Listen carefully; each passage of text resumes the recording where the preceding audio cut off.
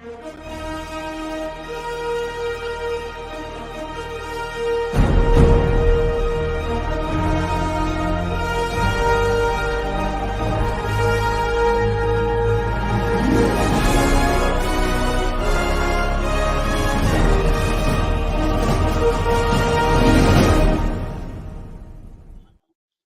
welcome everybody to The State of the Onion, Series 2, Episode 7. Can't believe we're getting through it, Xbox. I cannot believe we're getting through it.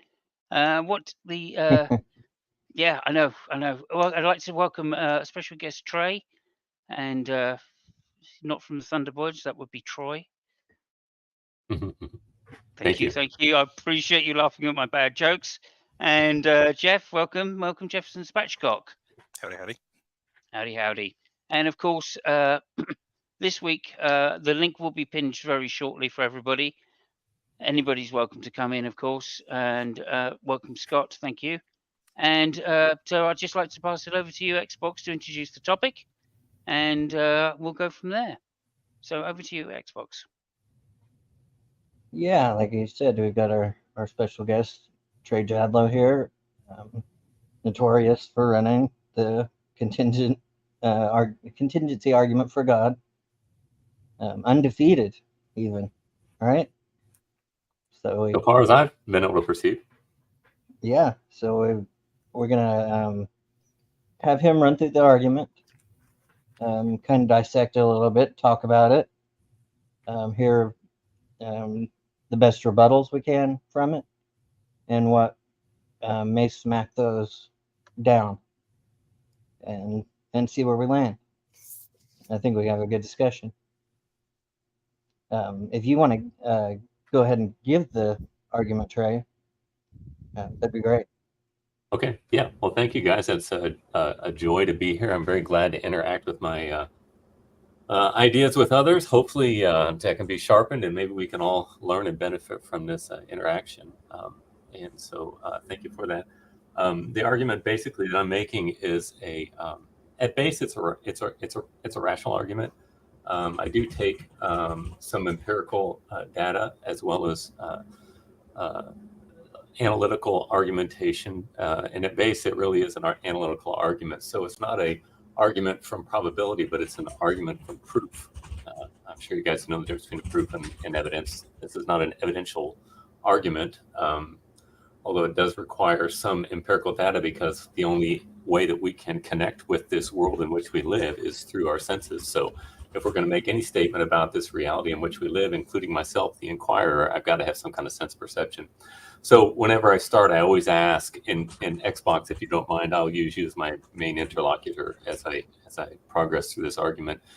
Yeah, sure. And we've talked about this before, but would you grant me sense perception as an instrumental presupposition that we've got to have at least a basic reliability of sense perception? That doesn't mean that we have perfect sense perception, obviously not, but that we can at least have enough to get some basic data about this reality in which we live.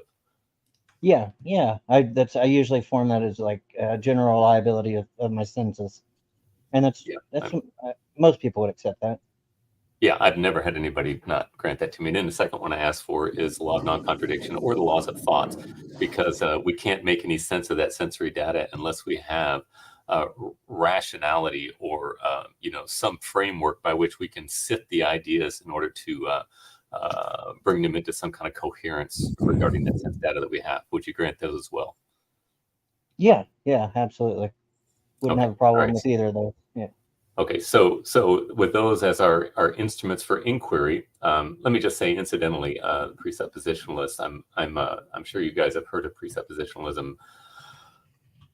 I am probably a bigger opponent to presuppositionalism than anybody in this room right now. I don't think it's a viable option for intellectual inquiry or defending the Christian faith. By the way, I'm a born-again Christian. I'm a Reformed Baptist for background on me. And presuppositionalism, they want to say that since I am asking for basic classical foundationalism, the laws of thought and sense perceptions as presuppositions, somehow they're no different than me. But the difference between myself and presuppositionalism is presuppositionalism assumes the material of the argument, i.e. that God exists, or the Christian God exists, as an epistemological foundation. And that is committing the petitio principii fallacy. In other words, you cannot, assume your argument anywhere in your premises, and that's what they're doing. But when I'm asking for, and so they say, yeah, but Trey, you ask for logic and sense perception. You have to use them in order to believe that they exist. But those are not material propositions. For example, logic does not have any content. It's like, and my mentor, R.C. Sproul, used to say, it's like the policeman on the beat. What it does is it tests propositions for validity. So that is an instrument for inquiry. It's not a material proposition. Therefore, it does not commit the petitio principii fallacy. All right. So, the thing about presuppositionalism is they will, I'm similar in that I am seeking for a proof or a rational argument for my position. Whereas, and that's what presuppositionalism are trying to do as well. They generally rely on the transcendental argument for God. But another school of Christian apologetics is the evidential school, and they are strict empiricists, and they can never give you certainty with their argumentation. They can only give you probability because our senses can trick us. But what I'm relying upon is an argument from contingency, which is also going to employ kind of a causal argument using cosmological kind of framework in that. And so what I do is I say that if something exists, there are only four possibilities. Either it is an illusion, or it is self-created, or it is self-existent, or it is created by something that is self-existent. And so, Xbox, if I were to ask you, I'd say that if some people want to say that everything is an illusion, can you see a problem with that?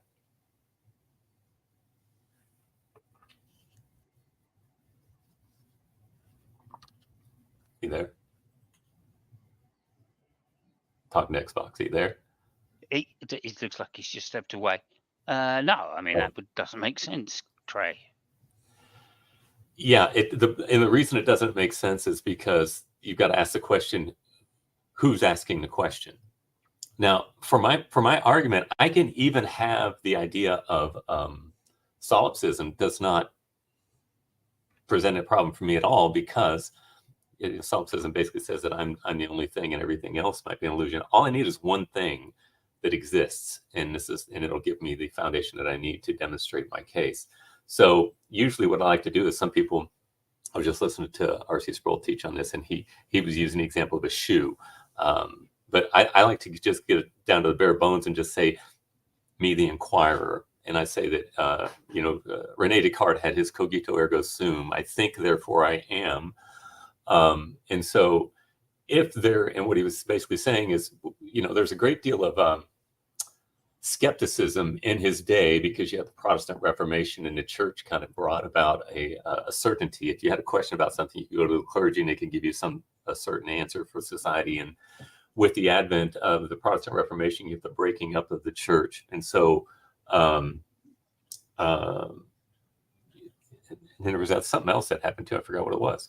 And that brought a great deal of uncertainty in society. So Descartes wanted to say, okay, I want to break everything down. I want to know what I can know without any question whatsoever. And so he doubted everything that he could possibly doubt. And he said, I want to be able to crawl into my Dutch oven and be able to find some truth that cannot be doubted. And so what he came to the conclusion is that if I am doubting, then there must be a thinker who is able to think, who is able to doubt. And if I am doubting, I'm thinking, therefore there must be someone asking the question. So I think, therefore I am. So at base level, everything cannot be an illusion or non-reality, because you have an inquirer who is asking the question. And so that's something that cannot be doubted. So everything is not an illusion. Everything else could be. You guys I'm talking to right now, you could be an illusion. This surrounding that I'm having here, I could be having a dream or something that's not real. It could be a brand of that. It doesn't really matter. So I know that at least that I exist. And so the argument goes, if something exists, there are only 4 possibilities, and that first one is not viable. So the second option that we have is that which exists is self-created. Now, can anybody tell me what might be a problem with self-creation? Interaction is welcome. Well, is that the something comes from nothing, essentially? Like, yes, and nothing can come from nothing. It would be more like, so right. if this is why I asked for the law of non-contradiction, because in order to create yourself, you would need to pre-exist yourself before you existed. So it would be something we need to, in order for something to create itself, it would need to be and not be at the same time in the same relationship. So that one also doesn't get out even the starting gate, because self-creation is just nonsense, because it violates the law of non-contradiction. We've got to be rational in whatever inquiry we're going to make here. And that one is actually the worst one of all of them. So if there were a time when there are absolutely nothing, we would have nothing today. So therefore, we know that option is not probable. It's not even possible. It's impossible. Now, some people want to say, well, yeah, but I don't want to hold to rationality. And then I'd say, well, you've got to, you're invoking the principle of explosion. Aristotle had the principle of explosion. It says, once you deny the law of non-contradiction, then the very opposite of what you say is also true at the same time. In other words, there's no affirmation of anything. And all inquiry completely explodes into meaninglessness. So you've got to hold on to the law of non-contradiction. Now, some people want to say, oh, well, law of non-contradiction works until you get to the quantum level. And they say, you know, there's a subatomic matter that we don't understand how it works. Can I jump in for a sec? Sorry, I didn't want to get too far over the point. You said that, J.D. Kane? Yeah, hi. Is that the great J.D. Kane of YouTube lore? Sure, I know. Is that great? But I'll take it. Tongue in cheek. Yeah. I had a quick question. Before you go down, I mean, obviously, I'll let you go on the question, but we're trying to just get through the whole argument in one, and then we'll go back and take it apart, as it were. That's the idea. But go ahead. Say what you need to say. I said, well, in that case, I'll also take notes, I guess. I also have a quick question. You said that something can come from nothing. How much nothing have you tested on to see if it can't produce something? What is nothing?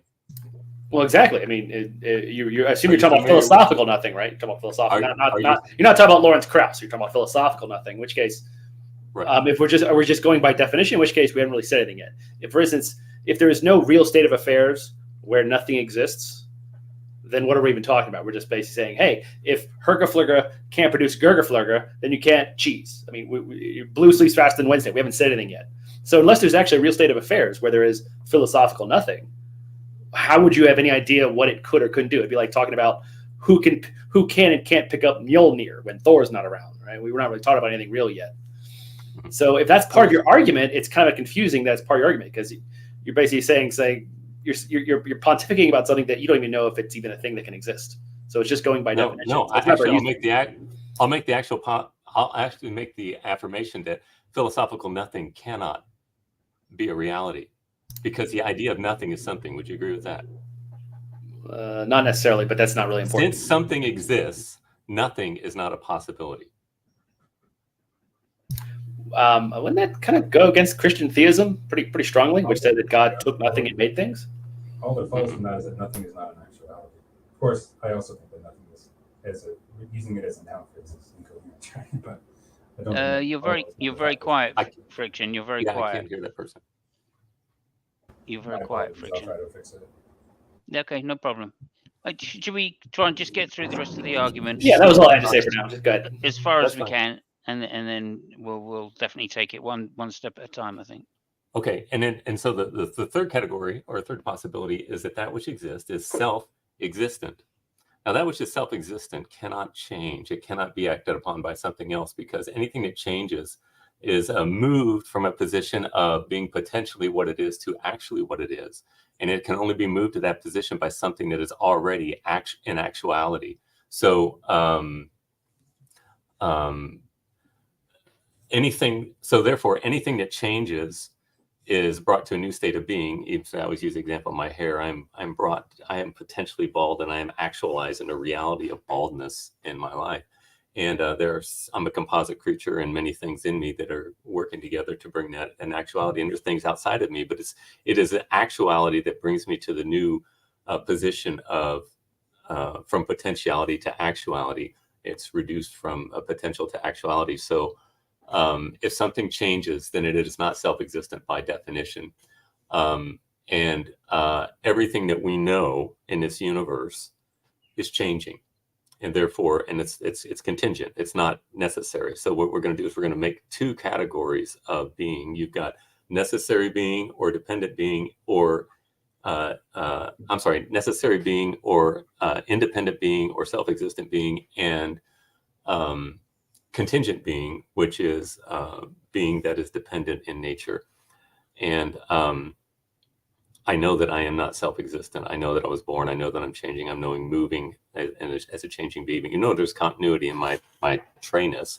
I am also experiencing change. Therefore, I'm not self-existent.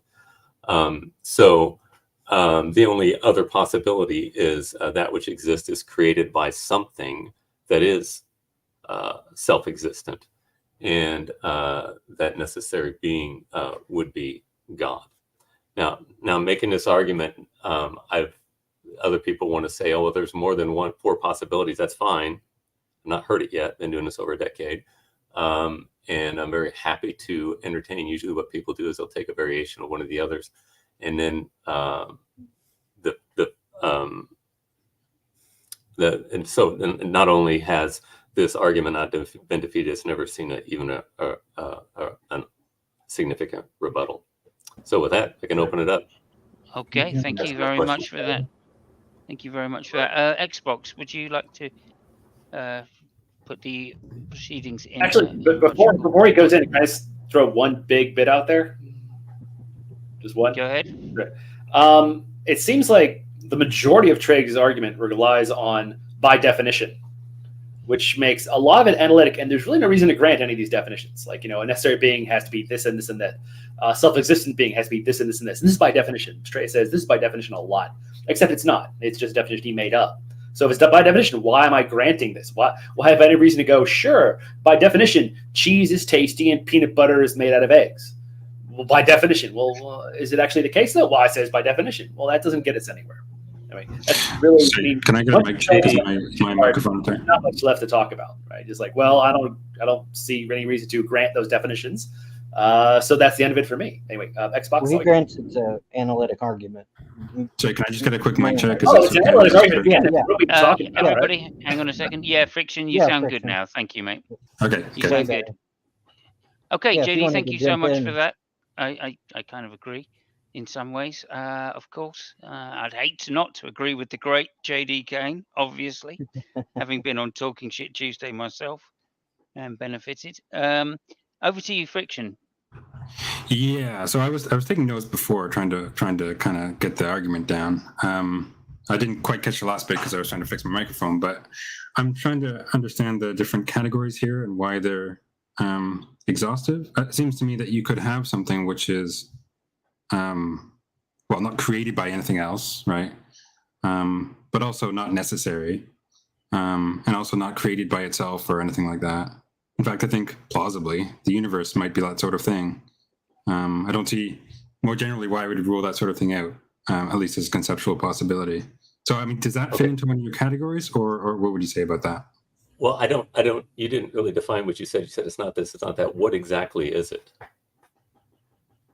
Why do I have to say anything else? I'm telling you it's not one of them, not any of those things. So I mean, you could say it's contingent. You can't just tell me it's not any of those. You need to tell me what it is. You need to make a positive proposition. That is a positive proposition. I'm telling you stuff about it.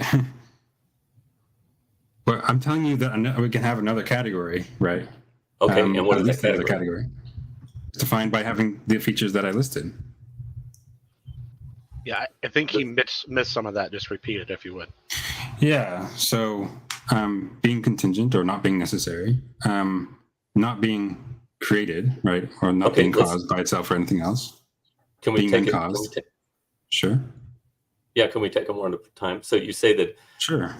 A fifth possibility is that it can be, did you say it can be contingent? Well, that was, no. I was listing out the things that would be constitutive of this category, right? So that would be one of them, right? But of course, merely being contingent is compatible with one of your other categories, but the things collectively are not compatible with any of your categories as I understood them. Okay, so you're saying it can be self-existent and contingent at the same time in the same relationship? Sorry, if you mean self-existent in the way you said before, I don't think I said that, right? Because self-existent to you means it couldn't change, or I forget what else you said, and I'm not committing to that. In fact, I think I would have the possibility of it not being those things, right? Okay, so are you positing something that cannot change? No, suppose I haven't ruled it one way or the other, whether it could change or not. As far as I'm concerned, this category is compatible with both. It can change and not change at the same time in the same relationship. No. You could have something that falls in this category that cannot change. You can have something that falls in this category and can change. Not saying that one thing can both change and not change and be in this category. That would be a terrible interpretation of what I said. So it's dependent and independent at the same time. I'm not understanding what you're saying. Well, it's not dependent in the sense that it requires something else to cause it, right? It is dependent in the sense that it's not necessary, right? But that's two different senses of dependent. Okay, and give me the definition of that, because you're just saying something is and is what it is, and it's a law of non-contradiction there. So I'm not sure it's contradictory at this point. You're saying something is self-existent and something is contingent. How is that possible? So I haven't said that it's self-existent in the sense that you were talking about before. What I was saying about it being necessary or contingent, all I mean there is that it either has to exist or it doesn't have to exist, right? In the sense of contingency, it doesn't have to exist. In the sense of necessity, it does. I have perhaps radical views about modality that I don't want to get into, but we can just take that for now. And you could have something that doesn't have to exist, but can't change, right? And you can have something which doesn't have to exist and can change, right? Both of those are compatible. And okay, so you're taking issue with it and isn't caused by itself or anything else. Okay, so you're taking issue with the concept of just the word necessary being. Is that what you're just objecting to that, not self-existent? No, I have no issue with the notion of necessary being. I would want to fill out what that means in a way that might not be agreeable to you. But in general, I have no issue with talking about the possibility of a necessary being, at least the conceptual possibility of necessary being. Right. Well, it's not possible, it's necessary by definition. I got a clarifying question. Sorry, when you say being, do you mean that in the philosophical sense where it doesn't necessarily have to be a conscious thing? It could just be like an inanimate thing too? By being, I'm just talking about something, an existent, whatever, something that exists. I'm not pulling whatever Matt Dillahunty said that was ridiculous about it having to be an agent or something like that. No, being is just something that exists, right? I don't think I can break it down much further than that. I don't know if Trey would say something different on that, but actually, I think beings are agents. I think that's part of what it is to be a being. So if you're saying it would be something would be better than being. Something could be anything. Whereas being, I think there's some baggage there you have to take on. So maybe there's a narrower sense of quote unquote being that is used in that way. But as far as I'm concerned, and as far as I've heard the term used more generally, it's just a general category of just things that exist, right? It doesn't have to be an agent. A rock is a being in the sense that it's something that exists, right? So, but we can be clear. Just when I say being, that's the way I'm using it here. But if you want to use it for an agent, okay, we can talk about super loose. A rock is a being. Yeah, well, definitely. If you're not going to refer to an agent, you should probably let people know ahead. I'm like, when I'm saying I'm not referring to an agent, which is what people usually do. Yeah, we can use a perhaps more neutral term like thing or entity if you want. Yeah, thing can be anything. But sometimes people interpret that as being a non-agent, which is But anyway. Yeah, I was asking that question because there's two possibilities of a self-existent non-contingent being in the more philosophical sense of just thing that exists. It could have a mind and it could not have a mind. One would be probably recognized as a god. This is sort of off track here because we can have whatever term we want to use that's neutral between agents and non-agents, for things that exist. We can just use that. I was using being. I think Trey was using being. If you want to use thing or object or entity, That doesn't matter. We know what we're talking about, right? And Friction, are you pushing back on the self-existent but changing aspect of the argument? Well, I assumed that self-existent in his sense required that it couldn't change, if I'm understanding that correctly. So if something is self-existent, it can't change. What I was pushing back on was, well, it seems to me that you could have something that is not self-existent, or perhaps is self-existent in that way, but isn't necessary and isn't caused by anything, right? Including itself. Or you could have something which is not self-existent and not necessary and not caused by anything. Okay, but you need to distinguish your terms, because just saying the words doesn't really mean anything. How are you distinguishing necessary being from self-existent? Yeah, so again, a necessary being, without getting into the details on modality, because I have a lot to say about that, but it would take me at least 10 minutes to get through that. A necessary being is a being which has to exist, right? And a contingent being is a being which could exist but doesn't have to exist, right? And an impossible being, well, is something that couldn't exist. And self-existent being, as I understood you to use the term, is a being which can't change. Perhaps you added something more into it. I'm happy to add whatever else you added into it for the sake of understanding self-existence. That's fine. Yeah. My idea was that just taking the notion of what's the word for isn't there another word for changeless? Whatever. Something that cannot change. Well, I think there can be something which can change, isn't caused by anything, right, and isn't necessary. And also, I mean, you could take this and arrange them in other ways to get even more categories. But yeah, I mean, obviously you're defining change as a perfection when it's not. Now, change is a weakness, not a strength. Perfection. I haven't introduced the term perfection. I'm not sure how that relates. Well, that which is necessary is not going to be defined by something that is lacking something. And change is a lack of being. It's dependent. It's not ultimate. Yeah. So, well, actually, it can't be changing and be necessary. Sorry, where did ultimate get into the definition? Not by definition necessary. There's two problems here. One, I haven't required that something can be necessary and changing for the sake of having this additional category, but also I don't think that's right. Something could be changing and necessary. What would be necessary is that it exists. Perhaps it has accidental features at certain times. For example, that it's a certain way at one time and a certain other way at another time. But that doesn't rule out that necessarily it exists to court, right? Of course, I'm willing to grant that a necessary being can't change. That doesn't change my point, though. I just don't think it's right. Okay.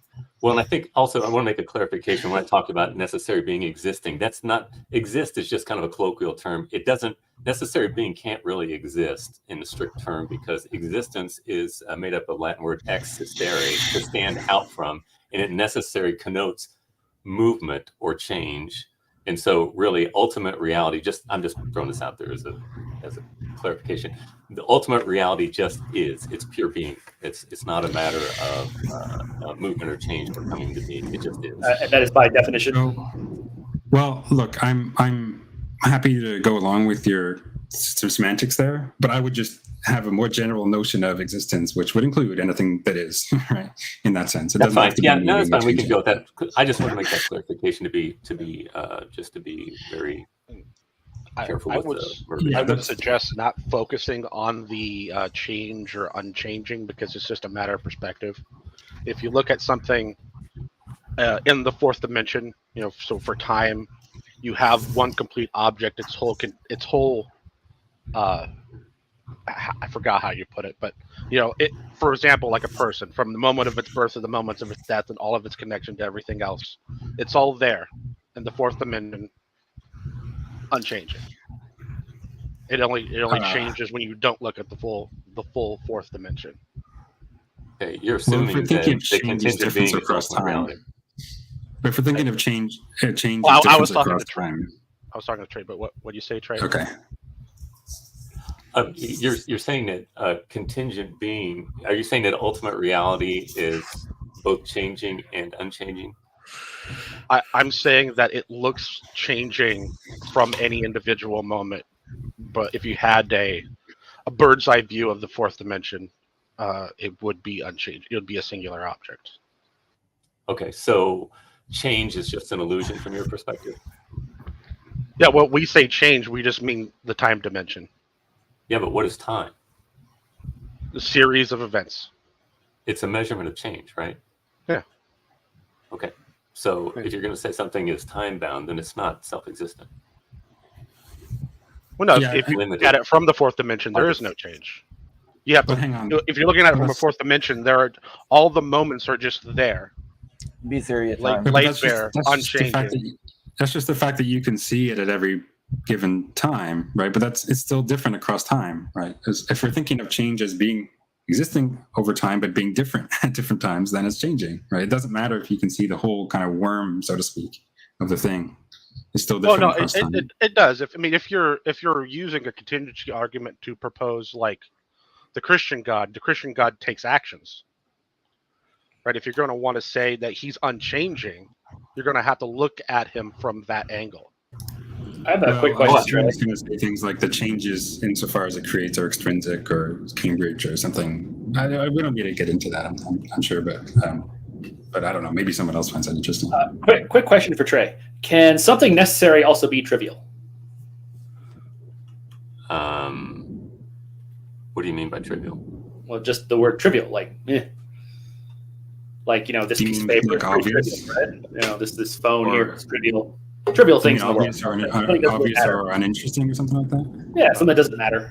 I'm going to Something trivial. sympathize with Trey because it seems weird to say the thing that everything else relies on is trivial, no matter how trivial. Well, I didn't say anything it has to was. rely on. I just said it's necessary. That's what necessary means. That everything relies on it. Yeah. It comes in the beginning of a series. It's going to be a series of anything interesting. I mean, a series could be one thing, right? It's Well, necessary for something trivial to exist, which makes them both trivial. But interesting is in the eye of the beholder, I think, here, not. Well, he also said that the necessary thing is ultimate. So I figure ultimate versus trivial sounds like an antonym, right? Like if the necessary thing is a pile of dog poop at the beginning of time, you Well, might I mean, go, well, I'm that's not just a saying pile this of has dog to do with- poop. But I don't think. But I wouldn't be here if it wasn't for that pile of dog poop. Are we saying what's necessary has to be the creator of all things, or is something necessary be also something that's kind of meh? All interesting. There could be a lot of necessary things. Why not? Right? Doesn't have to be one. But- It could be 1,000. In It could be principle, billions, it it could be could be, unlimited. but I don't think it matters to the argument, right? If you have a good Right. argument for some necessary thing here, okay, maybe it's consistent. Well, then I'll just stick with the question: do you think anything necessary can be trivial, or does something necessary have to be ultimate? Yes, it has to be I mean- ultimate. That's what you're defining. By definition, it has to be ultimate. Gotcha. It's the thing upon which all contingent being relies in order to be. I thought it was just necessary, not contingent upon all things that all exist. That seems to be two different things. No, the terms are interchangeable in this Yeah, argument. Okay, so by definition, so his definition just has to be a lot of stuff loaded into it. It seems to be the case, but all right. Well, it's tough No, because no, there's he two different didn't senses say- of contingency at play here, right? There's a sense of contingency in which something exists but doesn't have to exist, and then a sense of contingency in which it sort of depends on something else or is like caused by something else. I think we should say like we have philosophical contingency and necessity, and then we have Trey necessity and contingency, which is very different. No, there's it's multiple not- uses it's in not- philosophy. it's not special He for has Trey, one of them. Yeah, of course. I don't know, People it's talk maybe a about little bit. dependency. No, he's not using a really, contentious version of the word. No, it's not idiosyncratic. It's just that we have to be clear the senses we're using here because it's used in multiple ways. Right? That's why I would want to very sharply distinguish contingency in the modal sense, right? Something didn't have to exist, and contingency in the dependent sense, right? It kind of depends on something else, or it needs to be caused by something else, or something like that. Those are not the same thing. Now you might think that there's some relations between them, and you can give some principles of causation or whatever. I would reject those, but that's a further discussion to be had there. But I really want to distinguish those senses of contingency. Or they're both dependent effects, right? No. So contingency in the modal sense just tells you about what it doesn't have to exist, right? Or it doesn't have to be true in the case of a proposition. And it's not necessary. That's the whole right. point. That's what I'm saying. Right, but what I'm That's saying an is that ontological, analogical distinction.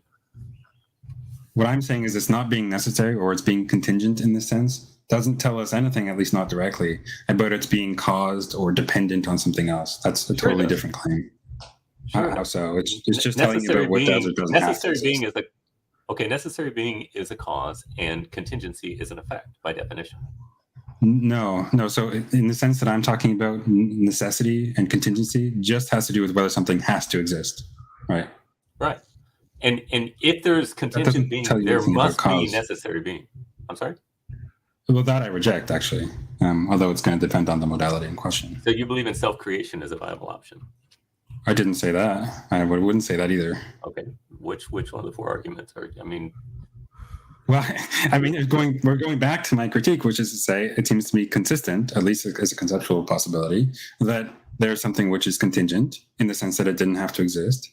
It's not caused by anything, and it's not self-existent. So it's, maybe it can change. Right?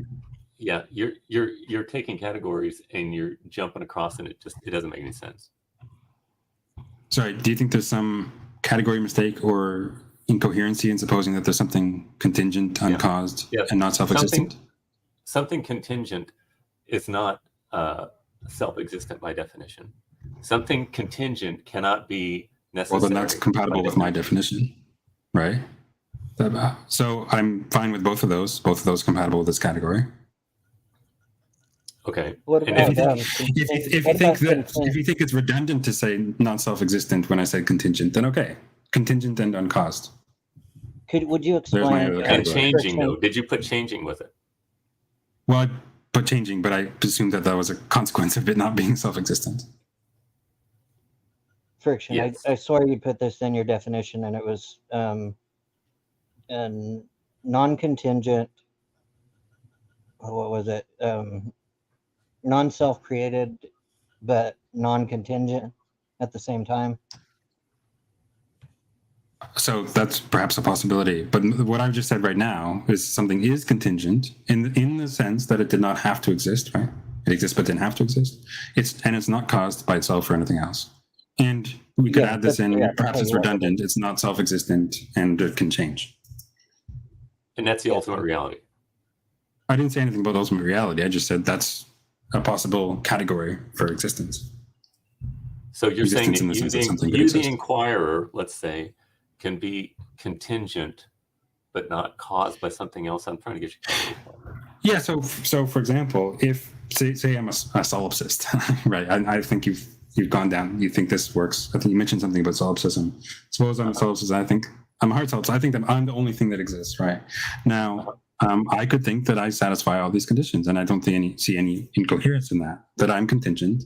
I exist, but I didn't have to exist. Maybe something else could have existed, or nothing could, whatever. I'm not caused by anything. I'm the only thing there is. I didn't cause myself. I just exist, and I can change, right? Maybe I'm not self-existent. I don't see. That's at least a conceptual possibility. I haven't contradicted myself. So you're defining yourself as a dependent being. I mean, as an effect. I've claimed that I'm contingent being. I haven't claimed that I'm a dependent being. Did you change your effect by definition? No, I don't agree with that. Anything that changes is affected by something else that brought it to its new state of being. No, I reject that. All that follows from something changing is that it's different at different times. I don't think that it being different at different times requires there's something else causing it to be different at those different times. See, now I'm tactically confused, because I would think an atheist arguing against a Christian worldview would accept that because their God changes. He takes actions that he wasn't taking before. You're saying the Christian. Well, this is going to come down to, and I'm not saying that you're necessarily taking this kind of approach generally, but I think you said some things that lend us toward this way, kind of Aristotelian Thomistic metaphysics of change and movement and so on, and I wholeheartedly reject that. So if we're going to go down that line, it's like a longer discussion, but yeah, I don't think that changes require something else kind of moving it into actuality and so on. I just think it requires that it's different at different times. But you do, so you are affirming that change, necessary being can be changing. Yes. Okay. And it's dependent upon whatever. Well, I mean, if you are affected by the sunlight, then you are necessary in your being. No. Okay, but you're changing it. You're saying if you're because affected by contingent something being else, could be affected by the sunlight. Right. I'm saying that I'm granting that in principle, a necessary being could be affected by the sunlight, just not with respect to its existence, right? Because it has to exist. It could be affected in other ways. Any change within it is an effect on its existence. Okay. Not on the fact of whether and it so exists therefore, or not. what you're doing is you're affirming necessary being and contingent being the same time, same relationship. That makes sense. No. I think it's not. I think we're It's getting not bogged effective down with here. respect to its. It's not effective with respect to whether it exists or not, right? Because by hypothesis, it necessarily exists. It never doesn't exist, and it can't not Wait, exist. we're getting bogged down in a discussion with Trey. I had no idea this was going to happen. No, but we're kind of like beside the interesting part. So I got a question for Trey. Is it possible that only the primordial state of the necessary being is the necessary thing, and then afterwards that necessary being can change? No, because then again, you're conflating your categories. You're saying it's both necessary and contingent. No, at different times though, not at the same time in the same place. Time is a measurement of change. He has to be timeless by definition. No, initially he would have to be timeless. Is what I'm saying. No. Okay, sorry to interrupt. How does time affect that which is timeless? Sorry to interrupt. Friction, could you possibly write down in private chat or chat what your fifth option is, so we can just get it in words and I can put it up on the screen, because we can come back to that. I do want to go around the room to get other people's. I just wrote it. I hadn't written it down because I've been taking notes. Okay, thank you. Yeah, because I want to hear more about the two different versions of contingency and self-existent, and what you were speaking of. Right. Yeah. Okay, so let's just take a god that initially is timeless. There is no physical space, and that god creates physical space and time. That god can make physical space and time affect him. I don't see why he couldn't. Well, so that's the William Lane Craig view, where God, upon creating time, sort of enters into time. Yeah, well, that's what I'm saying. Yeah, the primordial state. I think William Lane Craig is a heretic. I don't think he's a Christian. But it's a logical possibility. There's nothing that rules it out. It makes no sense whatsoever. Again, there's nothing that he's rules saying it out. that God is both contingent and necessary at the same time. No, he's not. He's saying he's necessary at one point, and then makes himself contingent later. That's right. That doesn't make sense. He's eternal, and then he made himself have a beginning. That's nonsense. No. He wouldn't have a beginning. He would have a point before time. Right, which is the beginning, because that's how you're measuring time. Well, no. This would be before the beginning, because beginning denotes time. Causally before. We don't have a word for it, but he would not be in time at all to start with. So I think Craig would say there's this sort of moment, so to speak, prior to creation, which is causally prior to creation, where God exists timelessly, and upon creating the universe or creating time, then he enters into time. I think Craig would say, though, that God is still necessary and metaphysically necessary in the sense that he has to exist. It's just that on his view, he can exist in different ways, for timelessly and not timelessly. But it's just that doesn't contradict him being is an imperfection rather than perfection. It's funny because he was asked one time, who are your favorite theologians of the day? And he goes, well, I don't really have any because they're not something like they're not sophisticated enough. He didn't use that word, but something like that. And it's like, no, it's because you're a heretic and nobody has ever believed your silly view because it's irrational. It's ridiculous. It's funny when somebody comes up with an idea that nobody ever thought of. You might want to think, might be something to question there. Yeah, well, I'm not a big fan of Craig's views, but I'm not either. I don't know if I'd go so far to call him a heretic, but I mean, I don't know. Well, yeah, but you're not a Christian. Yeah, that's. I'm saying he could easily be burned at a stake at a different time in history. Yeah, well, perhaps for his. And there are very few people that are going to agree with me today, but that's my perspective. Yeah, I mean, I've heard people complain about his views on the Trinity and about. He's terrible. He is absolutely horrific. Yeah, okay. Sure. He's basically a tritheist. Okay, quick question for you there. Doesn't he have a sort of social Trinitarian view? That's what I recall. Yeah, social Trinitarianism is heresy. Quick question for you, Trey. There. Mm-hmm. Trey, how do you define existence? What does it mean for God to exist? okay, it's different than our existence. Like I said, existence means to stand out from something else. So God created, the Christian view, and I believe is the only coherent view, is that God created everything out of nothing. And so there wasn't once something, and then he created it, and it stepped out from nothingness into somethingness. God is not like that. God just is pure actuality. He's just pure being. Do you say existence means to stand out? Ex sistere, that's what the word means. Sistere means to stand. Sure. Well, it's morphology, perhaps, but I mean, you could use the word in a more general sense in which it would be correct to say that God exists in the sense that... Yeah, you can, but if you want to be really technical, it's not correct. Well, technical if you're following the morphology, perhaps, but if you're following just the way the term is normally used, I think it's correct to say that God exists on the view. Look, I'm perfectly fine saying that at the primordial point before God creates everything, God is non-existent. I don't know. I don't know what an atheist has a problem with saying that word. Sorry, that God is non-existent at one point? What? Well, yeah, if he doesn't God stand does out. not exist, is what he's saying. Yeah. If he doesn't stand out because there's nothing else. Because there's nothing else. Okay. So I think Trey would grant that in this sense of existence, it's kind of wrong to say, or at best an analogy to say that God exists, right? But I don't think he has a problem with that.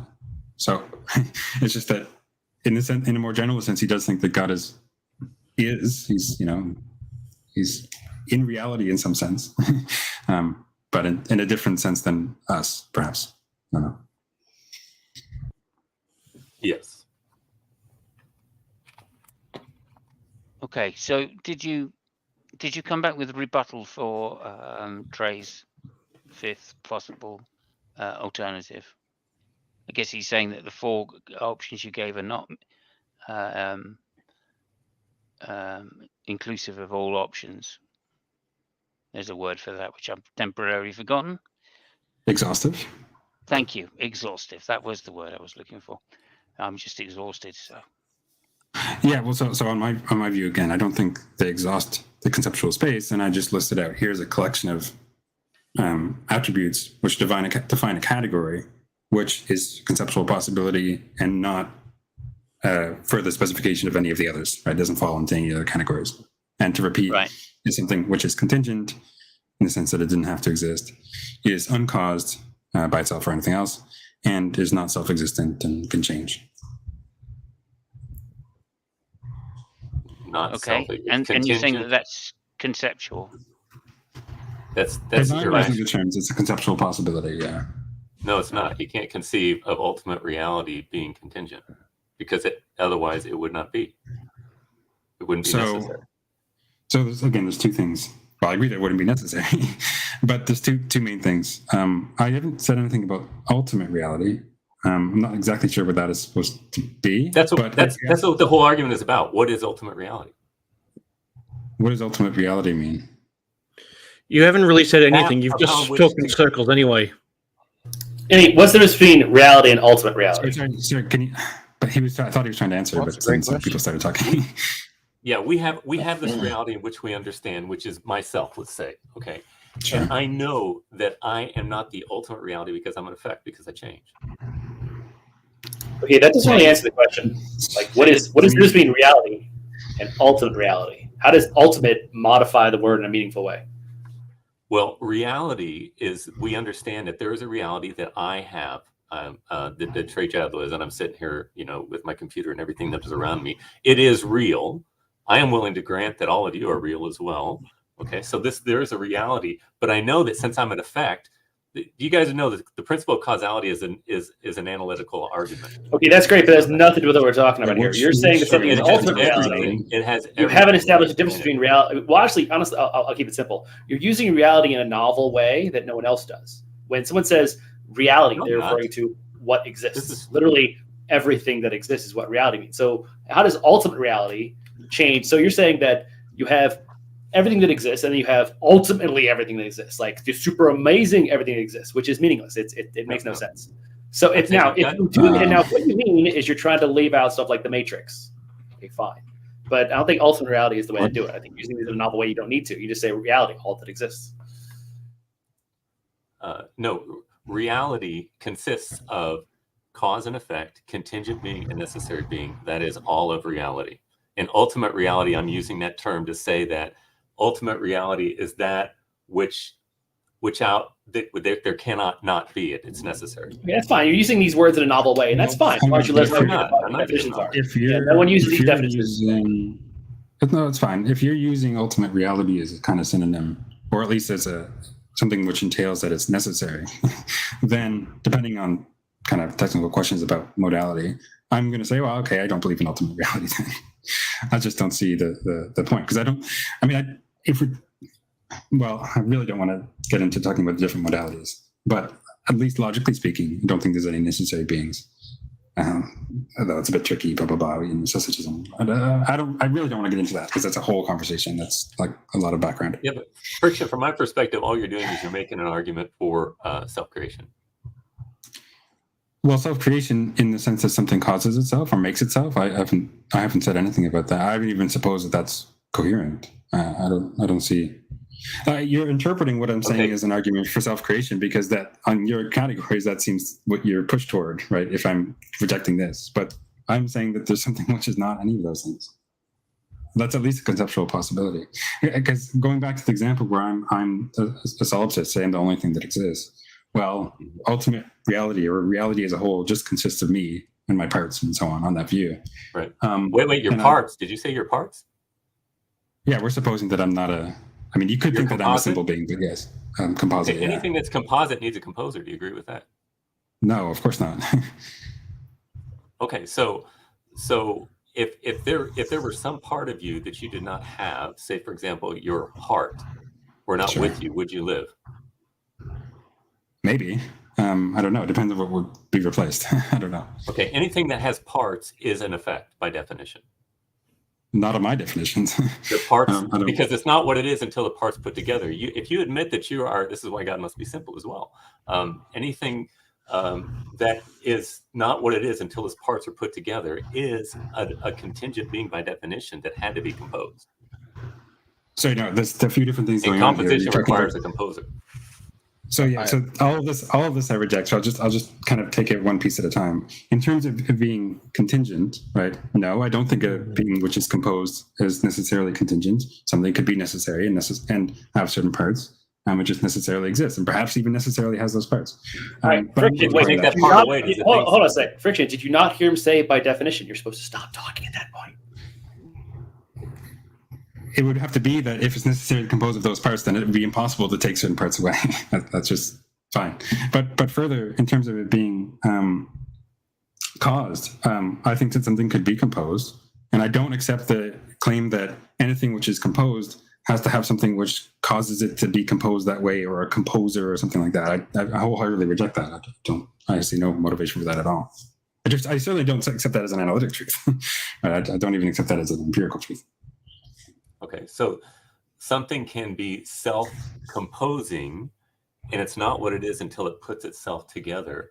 How does that work? I haven't said I haven't said it's self-composing. I said it's not something which is composing it. It just is something that is has parts, right?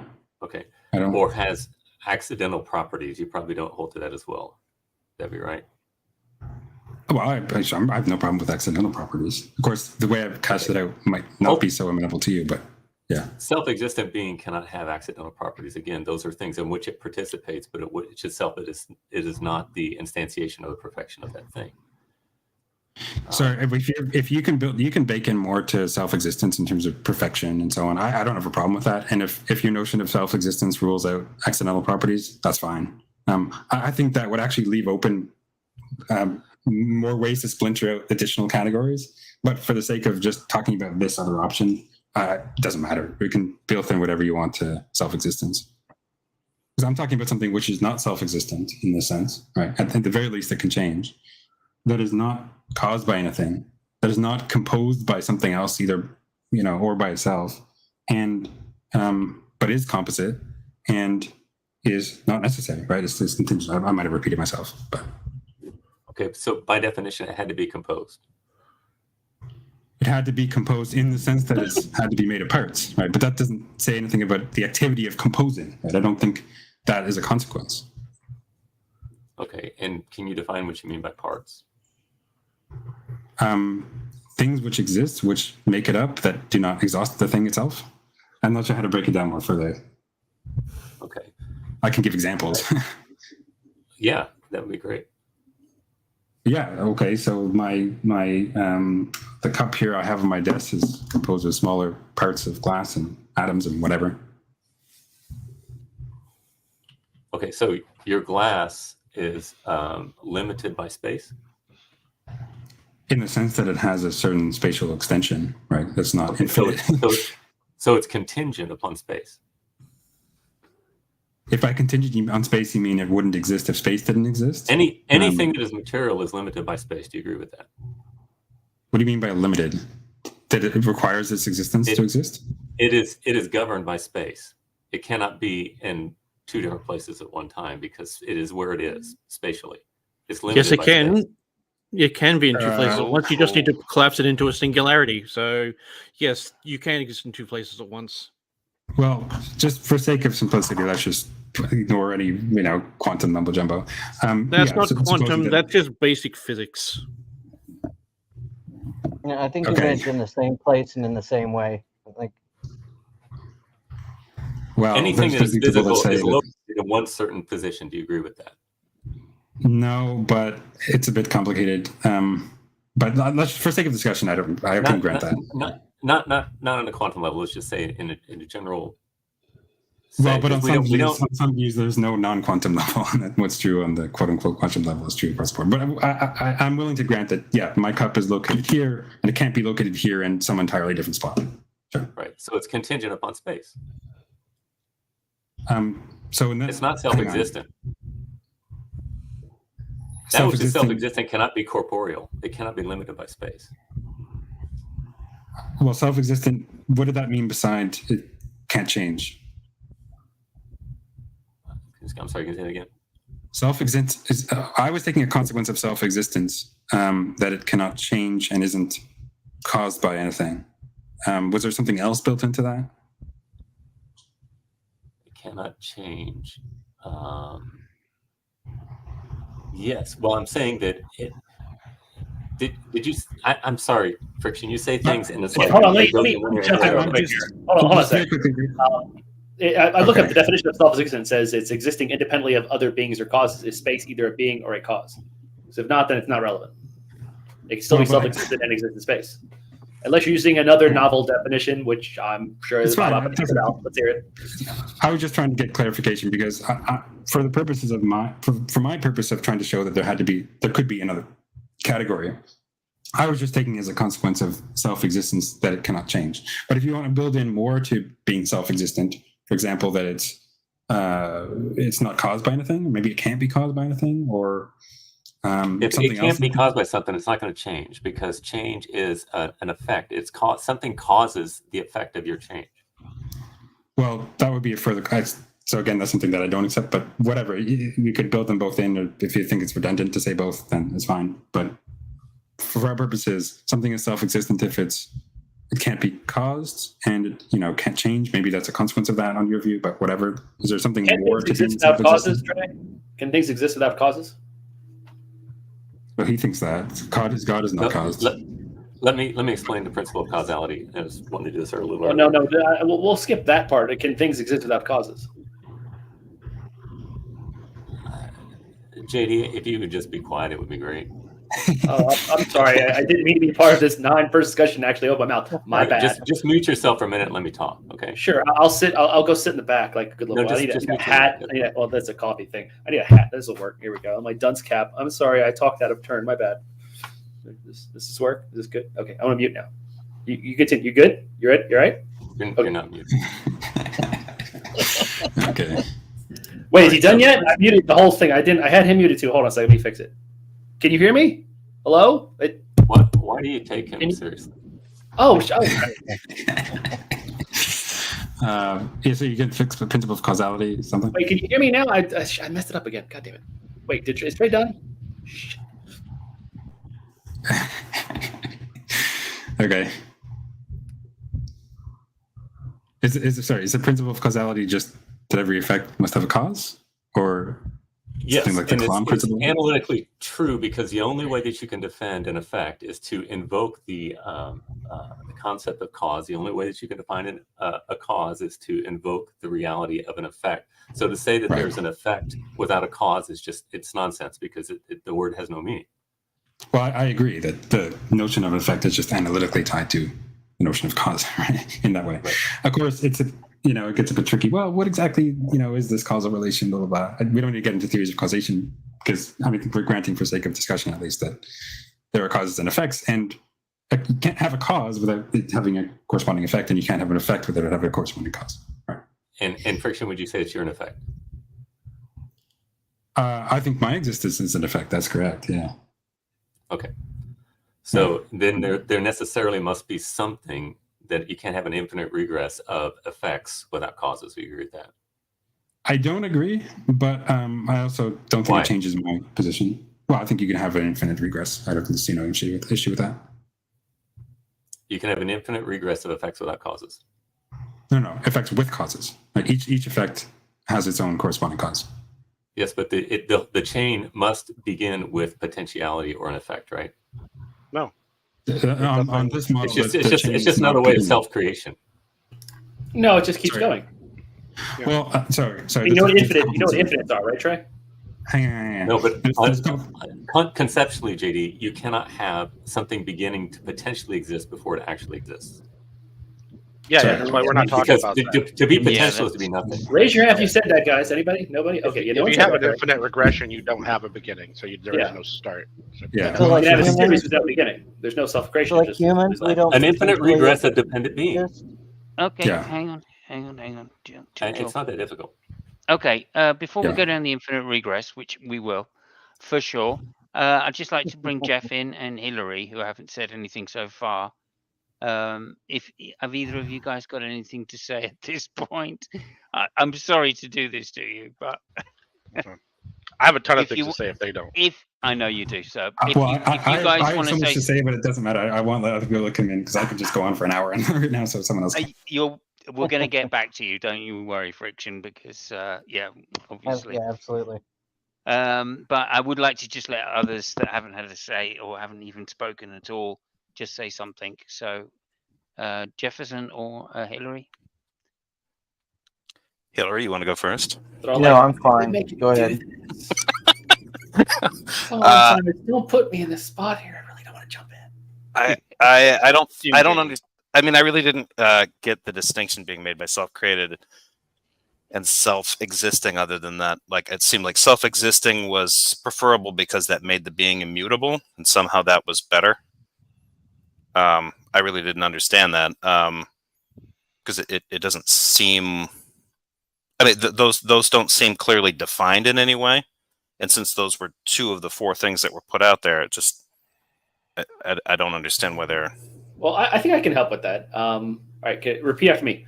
By definition. No, don't do that. That's just going to make. Just say that 3 times fast, and it's totally that's it. You're done. Oh, okay. Yeah, no, I mean, and I don't know. I think somebody rejected the idea. Like Beetlejuice, but it's something Trey Jadlow. Nobody wanted to chase down the immutability thing, but I always found that immutability is one of those great making properties of God that most Christians ignore because it quickly gets contradictory, like really quick. And it seems like for Trey, it's kind of setting up as like kind of a really important centerpiece for this. Maybe not, but Trey also said that this argument is about ultimate reality, and I didn't think that was in there either. So, yep, that's okay. it. So when you say immutability, could you just explain that to me? Because a God that doesn't change and can't be changed. Right, and the problem with that is then creating. Is that what you're getting at? Well, yeah. There's issues with creating, issues with its existence, issue with hell, even trying to accept. If you try to accept like distinctions between general and special revelation, and in special revelation that God changes its mind, interacts with people.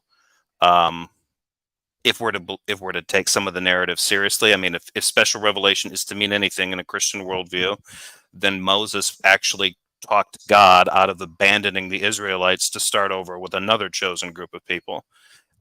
So if immutability is a thing, then you have to find a bunch of apologetics to talk around that narrative and turn it into something else. So Yeah, any interaction, any miracles, any of that. Right. Also, there's also sorry to go on about this, but the basic Christian, the same contradiction exists with the antithesis of God as a being that has to mete out punishment, but also has to be merciful. The idea of something like that happening, and there are Christians, there's an apologetic that, well, if the reason that God came appeared to us in the form of his son as a human was to kind of fix that antithetical, that would imply a change. So that gets kind of tough too. Yeah, let me make a distinction between active potency and passive potency. God does have active potency. In other words, there is such a thing as change, but the change does not affect God in and of himself. And a passive potency might be a good example is like when you walk in the sand on the beach and you see that you have active potency on the sand, but then if you raise your foot up and look at your foot, you also have indentations from the sand upon yourself. So you are both affecting something and you're also being affected. And so with God, there is active potency where he does affect things, but it does not affect him and change him in any way. But in the narrative, it does. In the narrative, he becomes frustrated with the people that he's changing. The people that he's establishing covenants with, he becomes affected by them. Yes. Are you familiar with the concept of anthropomorphism, anthropopathism? Certainly. But again, this is anthropomorphism that's being projected, that's being told to us through what is considered by most Christians to be special revelation, which is direct communication from God. Right. If you're just going to appeal to like, oh, well, scholars will say that the reason that these things were written this way was because the writers anthropomorphized them. I have no problem accepting that, but I look at the Bible critically.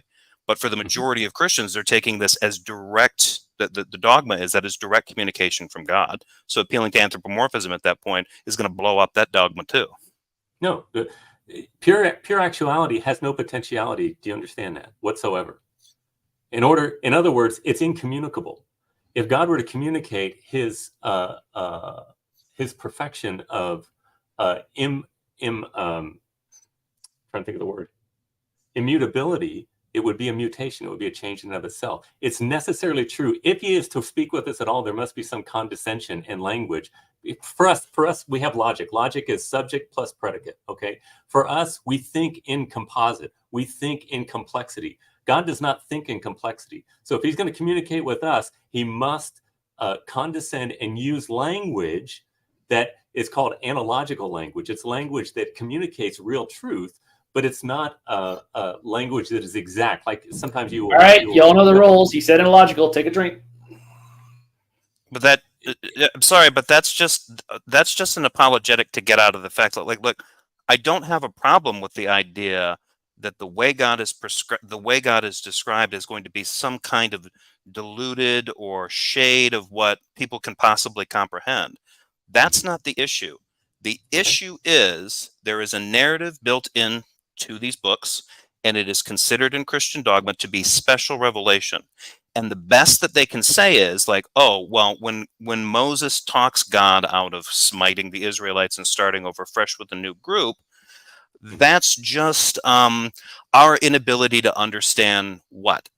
Narrative? Because the narrative could have been very different. God could have been faithful, consistent, unfrustrated, and mature, and not blown his top every time, the Israelites predictably came up short, which is something that he always said they would. So the narrative is faulty. Okay, can you tell me a little bit about your feelings about Adolf Hitler?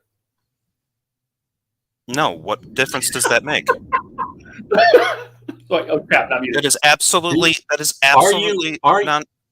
Jefferson, let me finish. All right, are you angry at the idea of Adolf Hitler? JD, would you please just I don't know why, Simos, if you could just get rid of him, it would be great.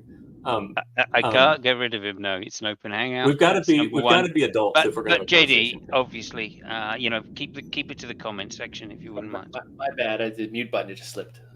Okay. So Jefferson, so what I'm saying is that you're acting as if God is sinful by being angry? No. Okay. Nope.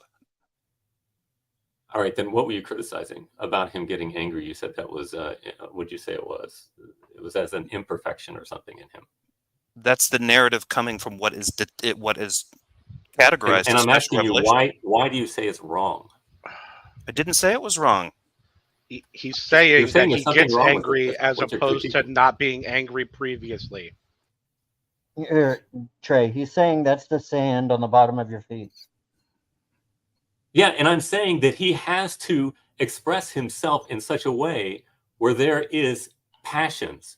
All right, so God is without body, parts or passions is what my confession says. Because if he is passionate is just to be affected by something outside of you that moves you to a new state of existence. So, for example, passibility. I am a passible being because something acts upon me and I move and change to a different position. God, if he is to relate to us, he must use language that we can relate to, and it is a language of change. And you act like I'm trying to get a get out of jail free card. No, I'm just trying to be reasonable. How does it make sense? Because it also says in the Bible, I wasn't suggesting. Hang on. I wasn't suggesting you were doing that. I was suggesting that that's a problem and an entailment from where some of your arguments are going to go. Sure, yeah, I appreciate that. Surely an all-powerful being can convey himself in such a way that there is no falsehoods in what he's communicating. I agree with that. Yeah. So okay. So when he says he gets angry, as opposed to not being angry before he got angry, you're saying that angry is somehow sinful? No, no, sin. That's not the point. The saying that there's a change. There's a very obvious change from not being angry to being angry. Okay, I am saying that he has to enter into this realm and communicate with us in a way. Otherwise, there's no point of contact. This is what I'm talking about, the analogical language. Why wouldn't there be a point of context to a God that is always... This being is always right. Why does it have to express passions, sometimes potentially in a way that can be misconstrued by people witnessing them? There would be no interaction. Then it's a world with no interaction with God. Why? Because why is it have passions, and we do have passions. He is simple. We are complex. So he lied. He lied when he said he got angry. So he lied because he had to. These are good lies. I don't understand what you're talking about. Why would it be any different if you have a book that's special revelation? Why wouldn't it more accurately reflect what God's perfect character is, rather than trying to? There would be no words. Why wouldn't there? He just wouldn't be an angry being. No, he's not going to use complexity to communicate. He's not going to use fallibility. What would that have to do with it? He wouldn't lose complexity. What about anger entails complexity? That's just color and drama, right? You just said that he needs this passion to be able to communicate to us. I don't understand why that would be a necessary mode. No, he needs to use language of passion. Why? Language of change. Why? Because that's the only way that we can understand things. Whoa. I don't. Do you live your life in a non-passionate way or an impassible way? Surely an all-powerful being could communicate the truth. No, he can't. He can't. Because the moment he communicates the incommunicable, it becomes a communication. So he's not all-powerful. A change. Surely being able to communicate the truth in a way that has no falsehoods. There is no falsehood. I'm not conceding. Does he go from not being angry to being angry? He expresses himself in such a way that what we would understand to be anger is understood by us. That's the whole point. So that there is such a thing as is that true? Justice, righteousness, and holiness. I'm sorry. Is that true? As in, it's actually the case, or is it not actually the case? It is actually the case in the world in which we live, in a way that we can understand. Yes. See, here's my problem. But he's not moving to a new state of existence because of something that we do. Yeah, but this is this is the problem with trying to combine the God of Judaism with the God of Christianity, because the God of Judaism is a hell of a lot more interesting. He's passionate. He gets pissed off. He's inconsistent. Sometimes he demonstrates a kind of humanity. The God of Christianity is the one that ends up getting kind of glossed over with this thick primer of great making properties, all this stuff. And then you try to jam these things together and then kind of excuse, oh, the spicy parts where he's using language or it seems like he's frustrated with the Israelites, that's just him condescending to communicate certain beneficial things to us. But I don't see why that would be a necessary way of communicating anything. Are we still talking about the change issue? Yeah, well, I was trying to keep it on there. But so I don't think all this exegesis stuff is necessary. I mean, I think the basic point is just like, okay, so you want to say that there's a being who's totally static in the sense that he doesn't change at all, right? And nevertheless, that being carries out divine providence. Now, the question is going to be, that's not what you said? Okay, correct me, go ahead. No, I said that God has active potency, but he does not have passive potency. Well, but does he change? That's the... He does not change. He can bring about change. He is pure dynamic in and of itself. He's not some like static rock or something like that. But he himself is not dependent upon something else. He's not moved the new states of being by something else. Otherwise, he wouldn't be God. Wait, dynamic is a noun? All that I'm giving you now is classical theism. There's nothing the Greeks. That's fine. That's fine. We don't have to get into whether it's classical theism or not, right? The point is, we're trying to understand it, right? So, okay. So, are you saying something like God is change? He doesn't. Wait, I can't hear Piper's. Are they talking? Yeah, Piper's talking. Yeah, I can hear fine. Yeah, I can hear him. I can't. That's weird. Sorry, Piper. Well, everybody else can hear me? Yeah, we can hear you fine. I think so. Yeah. So Trey, if you want to drop and come back in, Friction, I'll put you straight in. Might work. The question I had for Trey though is, okay, so what exactly are you saying about God in relation to change? You're saying he doesn't change because he is change or something? What exactly are you saying? No, he can affect change in reality, but he himself is not subject to anything so that he would change in and of his being. Okay, so he's changeless. Okay, we're good now. Sorry.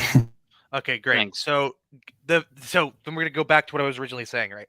So the issue is we're trying to understand how a changeless being, right, nevertheless carries out actions such that you have divine providence, right?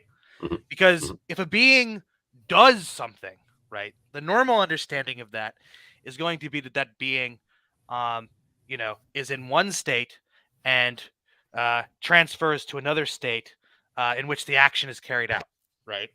So we want to understand that in a way that doesn't entail change, right? Right. So how are we going to do that? Is my question.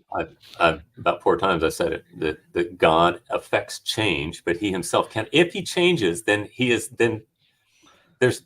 logic falls apart, because you cannot say that dependent being can be acted upon by necessary being can be acted upon something else without sacrificing the concept of necessary being. Okay, great. But I'm trying to what I'm asking for is a construal of God's actions that doesn't entail that he goes from one state before he acts to another state after he acts. Okay, you're saying he must be time bound. In other words, if he's ultimate reality. Again, I'm not saying he must be anything, right? I'm looking for an alternative. You're saying that he changed at one point, and another point he's something else, right? Well, the point I'm making is that the normal understanding of what it means for a being to act is that it changes, right? So I'm asking for an alternative construal that wards that off, so we can have a changeless being acting such that we have, divine providence and creation and all this. Okay, I can say the same thing over again. I don't know what good it would do. Well, but look, you're just telling me that, look, we can't have God be a changing being because that would make him contingent. All right, that's fine, right? I understand that's the goal. But I'm asking for a construal of God's action such that action doesn't require him to go from one state to another. Well, the contingency cannot rule over the necessary. Do you agree with that? The necessary necessarily must be superior to the contingent. Well, in that case, your argument's false. I'll grant that. Sure. How is that helping? Okay, so whatever your understanding must be is the necessary being cannot be subject by definition to the contingency, and you're saying that it must be in order to be real change. No. Look, I'm not. I agree. I'm fine. We want the necessary being to be a static, changeless being. I understand that, right? If the necessary being is a being that changes, it can't be the necessary being. That's fine, right? But I'm asking for an analysis of that being acting to create the world, for instance, that doesn't require that being going from one state to another and thus changing. And being time bound. Yes. Okay, Yeah, you're just so how does saying that work? how can necessary being be necessary and not be contingent? Trey, how does something change without changing itself? Do you have any examples in reality, like that we observe, of something changing something else without changing itself? It's a necessary logical corollary. None of us do because we change. No, it's not. No, it's just something you're asserting. You have to actually now cash it out. Okay. You're gonna need examples. Yeah, JD, you know, JD, you're a child. You think you're really smart. Okay, I know. I'm very slow. You're gonna have to walk me through this very slowly because my brain no worky well. You know, I've got a martini here. I've got booze on the brain. I'm going to need your help to walk me through Aquinas/Sproul shit argument. So please give me a hand here to work through it with you. So again, if we're going, I mean, I assume you say it's analytical. Is that why? Why is it analytical and not empirical? Like, are you admitting that there is nothing in the world that leads you to this argument? That's the thing. With analytical arguments, don't necessarily obtain the world. So if this is purely analytical, yes, they do. We're not you actually cannot do talking empiricism without logic. Do you agree with that, JD? You can have an analytical argument that has no connection to the world. Do you agree with that, Trey? Yes. Okay, and that sounds like that's what your argument is. Your argument does not obtain the real world. If yours is purely analytical, it does not obtain the real world, then this is your God cannot exist. But you have a great argument that is self-contained, it works on its own rules, but doesn't actually connect to the real world. So what's the point? I mean, does your analytic argument ever become empirical? Does it ever connect to the real world other than by the stipulated definitions that there's no reason for us to stipulate, to be honest? Well, we stipulate them to keep the conversation going. We don't actually have to do that, right? If it's unchanging, it can't connect.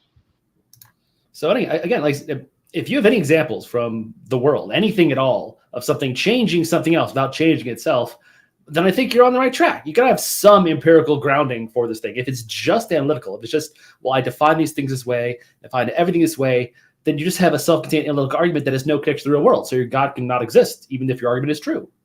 So do you have any connection to the real world? I know I rambled a bit, but does your argument connect to the real world in any way? Point to the place where your analytic argument becomes synthetic in some way so it connects to the real world. Can you do that? Only synthetic truths are real truths? I didn't say that, did I? I said, do you have an analytic argument that connects to the world in a synthetic way? Analytic arguments are great, but they don't really do anything. They're useful for other things other than talking about the world. I really wish you would just mute yourself and we could all have a conversation. I'm sure you would. But I enjoy kicking your ass, so I'm going to keep talking. Oh yeah, the sweat on your forehead. I like that, and it's my fault. I'm going to interrupt and reset briefly to say thank you very much, Jeff, for coming on, and hopefully we'll see you next week. Yep. Okay. Thank you. Take it easy. Back to you. Have fun. See you again. What was the question on the table? Sorry, could someone remind me, please? Yeah, I was asking Trey if his analytic argument has any connection to the synthetic world, because if it's purely analytic, there's no reason to think it's the case. So what is his reason for thinking it's the case? Other than that, he really, really likes Aquinas. Like he would totally jerk Aquinas off in the bathroom, like without even a second thought. So we leave that out. What other reason do we have? The question is, could we have an example, please, of what you're proposing to be actual? Yes, and Simon, that's exactly, or Simos. Is it Simos, or is that how you say it? It doesn't matter. It doesn't matter for the purpose of this. I don't want to call people the wrong name. That the whole argument is that. That's what it begins with. That's why I begin with sense perception and logic. And if there is a contingent being, I, the inquirer, if I exist, that's an empirical data or data point, then necessary being must exist by way of logical necessity. But JD just can't do that. It's too much. Well, what if the universe is a brute fact? Then that kind of carry it. Or hell, why don't we throw out the principle of sufficient reason? Does the universe change, JD? Who cares? Yes, of course it does. It's like arguing with a child, literally. Yeah, I know. It's terrible. I don't have a lot of brain cells. All this booze, it's just killed all these brain cells. It's amazing. Like 10 years down the line, and Trey, and your argument is exactly the same. The rebuttals are exactly the same, and you're still using it, which is interesting. And Well, you Trey, talk and talk Trey. and talk. Yes. If the let's say the universe is eternal, would you still say that this logically takes you back to, and it's not contingent, right? Would you still say that this takes you back to a non-contingent entity? No, because if the entire universe is unchanging and self-existent, then you need to explain to me, as you, the inquirer, why it is that you're changing. Why do you say it was unchanging? He didn't say it was unchanging, did he? Did you say it was unchanging? Yes. Then why did Trey add that to it? Trey, you keep adding things to people's arguments. I didn't say that, but I'm yeah, that's actually an issue I think is important. Anytime someone comes up with a criticism of this argument, let's face it, Aquinas' argument for contingency has dozens of them. There's actually, in fact, the Stanford Encyclopedia has a long list of criticisms of this argument. And every time we bring one up to you, Trey, whatever we say, you add your own stuff to it that no one said. Like, for instance, like, well, then you're saying a self-consistent necessary thing, but no one said that. And if you notice, if you look back in the video when Friction was talking to you, he had to say virtually every time you responded to him, he had to say, no, Trey, I didn't actually say that. Now, why did he have to keep telling you this? Are you doing it on purpose, or you just assume that everything has to fit into a particular box of rebuttal, even if people didn't use the words or didn't use the language? So I think that's the struggle we're having here with you, Trey, is that you keep adding stuff to what people are saying. At the end of the question I asked you, I said that the universe exists necessarily. If I didn't, I meant to. But yeah, so what you got to do is give an account for change if the universe is self-existent, and it does. In other words, if the universe is all cause, it's pure being, how do you account for the potentiality in your own existence, which is the very source of your epistemological inquiry? That question did not make sense. Could you try again? Yeah, say that one more time, please. You got to use real definitions, not the ones you made up. All right, then we can actually have a real conversation. Do you? Okay, Xbox. Do you agree that you are contingent? You were born. Yes. I'm contingent. Contingent on my parents. Yeah. Right. Okay. Yeah. So if you want to say that the universe itself is self-existent, you've got to make some kind of distinction between yourself and this whatever you're defining as the universe. Because if you want to say that everything together is just self-existent, you're just saying that if you pile a whole bunch of contingent beings together, somehow they never were born. They never changed. It doesn't make sense. Well, it's a good thing he didn't say that. I'm not sure what doesn't make sense about that. I'm pointing out the logical corollary of. Okay, Trey, but this is where I would say that I'm transactional and not contingent. Everything that happens around me is contingent on me, just like I'm contingent on everything else. Everything is contingent on you, just like you're contingent on everything. Trey's trying to think of what box to put you in right now. That's what he's saying. It's like, what box can I put that in? There's a rebuttal that's I said to fit him into it. And I mean, to be clear, that's not a use. That's not a use. That's like an equivocation on contingent. You mean something different than what he means by contingent. But I mean, I'm not sure why you think that like it's somehow unintelligible to say that, there's always been a set of contingent things, right? And everything, all the particulars of that set, or all of the members of that set rather, haven't always been. I mean, we can simply have an infinite regress of contingent things, and that's the end of the day. We can throw Trey's argument in the trash where it belongs. Or you can have a circle. There could, in fact, that works too. Neither of those things require necessary being. So, okay, we're done then. The analytic argument is dead. We can move on. Unless Trey has a rebuttal to this. Does Trey have a rebuttal to this? Do you have a rebuttal to infinite regress of contingent things? Oh no! Oh God, I'm stressing him out. I'm sorry. I didn't mean to stress you out, dude. Okay. You have to forgive me. It's because I'm a child and I don't think well. Let's get some responses here. Okay, so on the table then, as I understand it, are two things. Firstly, it could just be a circle. So the first thing, everything is contingent on things which are already contingent. Like I think that's what Hillary was saying. Mm-hmm. And the second thing is, why not a infinite regress of contingency? Any logical objections to those? Logical objections? Yes, I do. Because anything that changes, again, is before it is what it is, before it changes, it's potentially that thing that it is before it's actualized, okay? And so what you're doing is you're having all of reality start out as potentially something. And if something is potential, it has no ontological being of what it is that it's supposed to be moving to. Yeah, it's kind of... So it's self-creation in just another name. You're saying that potentiality exists as something separate to the actual thing? that what you're saying? Well, I'm saying potentiality is not to be actual. Do you agree with that, Simos? Yeah, that doesn't answer the question that I just asked you, though. Are you saying that it exists separate to the actual thing? Say it again. Do you think that potentiality exists separately to the actual Well, thing, you've got to tell me what the potentiality. What is a potentiality? Well, say the classic Is it an example idea in is somebody's mind? banana, the yellowness of a banana. Do you think that the yellowness of a banana exists before the banana is yellow? It must exist as a concept before it can instantiate real. Right, but do you think it exists in reality? Not if it's pure potentiality. But if you're going to say it's a potential, it must be an idea in a mind. So potentiality doesn't exist, is what you're saying there, right? No, I'm saying potentiality is not actuality. Potentiality is not doesn't have actual ontological being. Like my potentiality for being dead. I don't think they not exist. an actuality. Right? Aren't you agreeing with them? You don't think potentials exist? No, no. I'm saying potentials are not actual being. Wait, when you say actual, they don't exist, I mean right? when you say something's an actual being, I just take that to mean that like it exists, right? And so if you're saying potentials aren't actual beings, it sounds like you're just saying that there aren't any potentials, which is just going to negate. Piper, hit me up after the show. I'll send you the Trey Jadlow dictionary we set up 10 years ago, where he's like all his personal definitions for things. It'll really clear a lot of this up.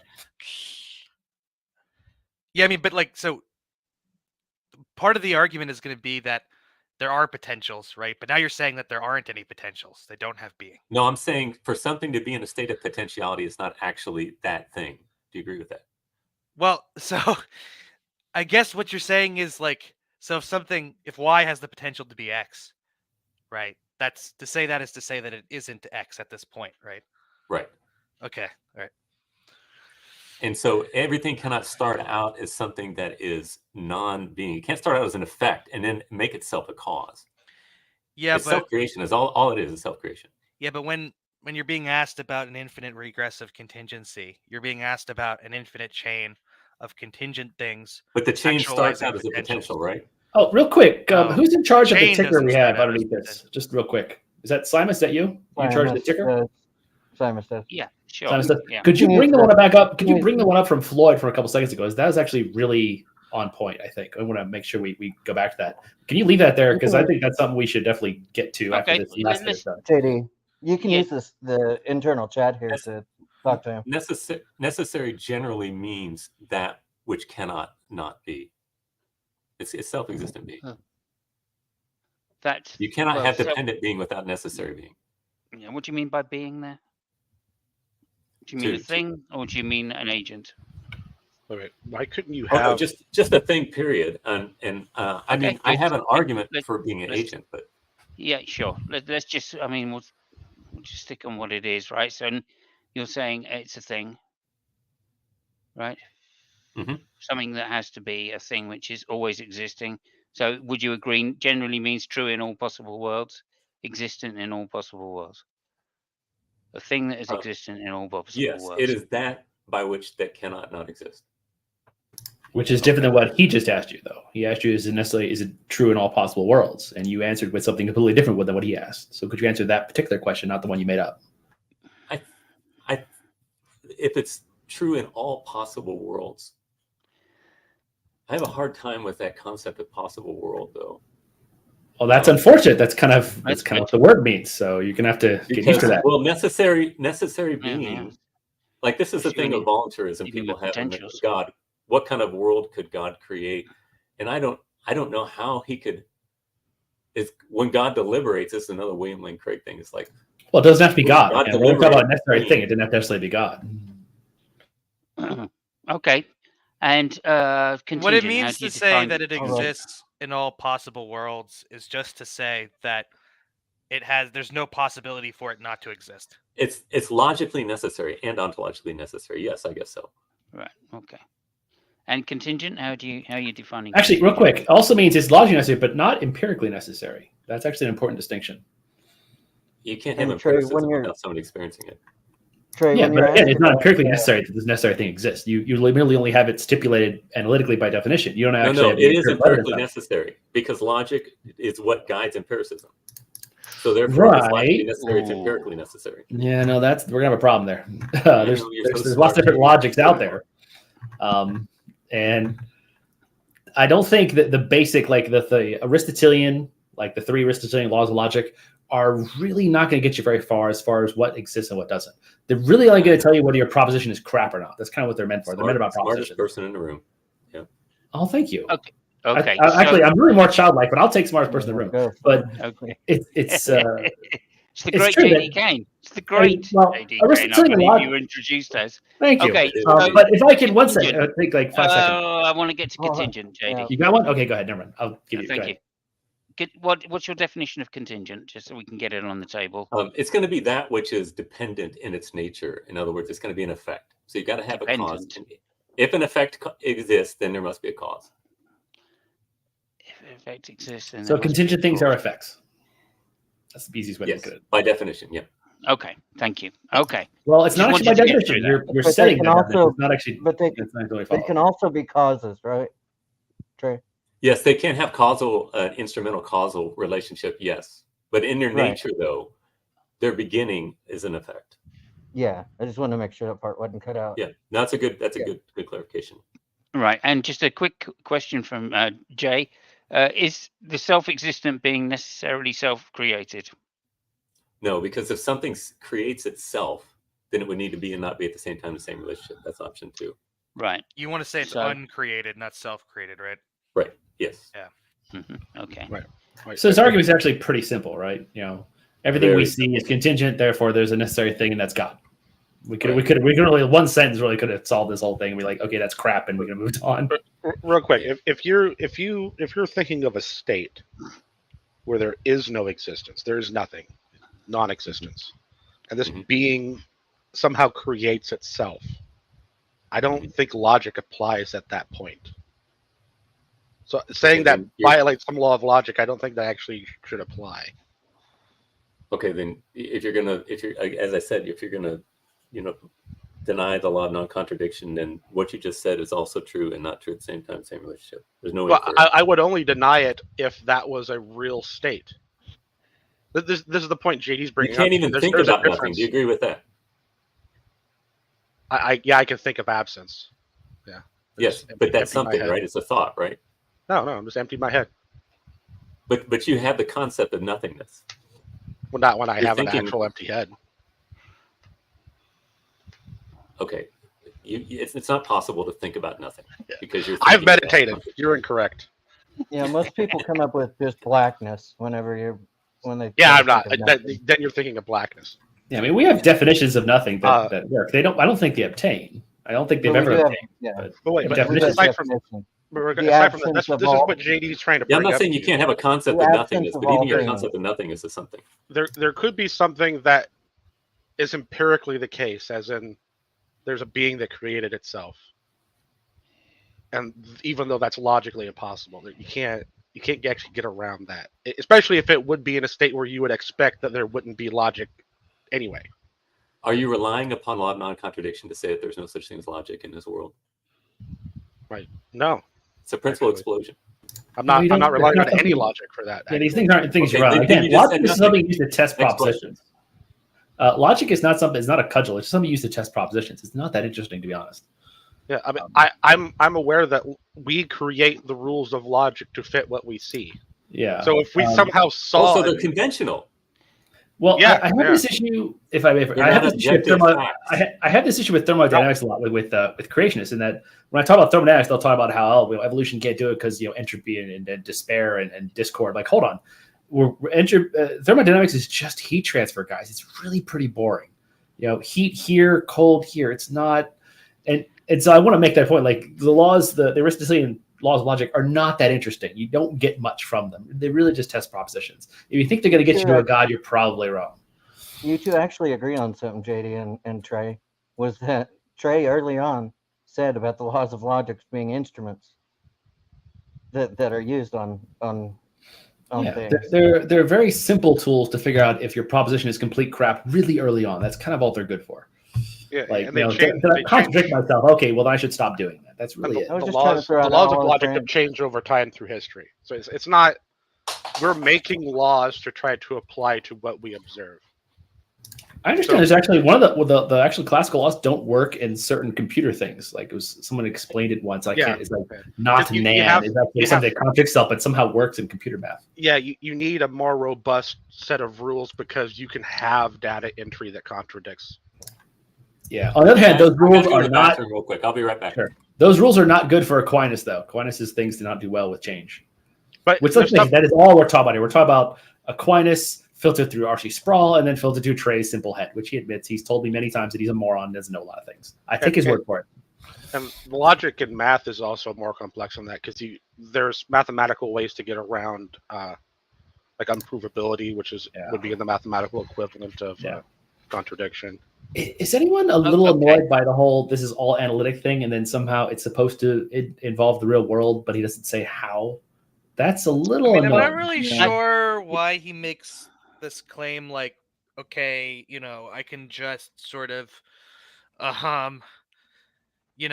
make the contingency argument with some logical deductions, because the point of the contingency argument as a species of cosmological argument is that it's a natural theological argument. You're supposed to look at nature and then make your logical extrapolations. It's not an a priori argument. Yeah. That's it's supposed to have empirical justification. Let's just spell that out there, right? Which is, I think, what you're saying then is that deductive arguments aren't evidential in the sense of empirical, right? Is that what you're saying? I mean, deductive arguments can be empirical in nature. I mean, maybe not mathematical ones.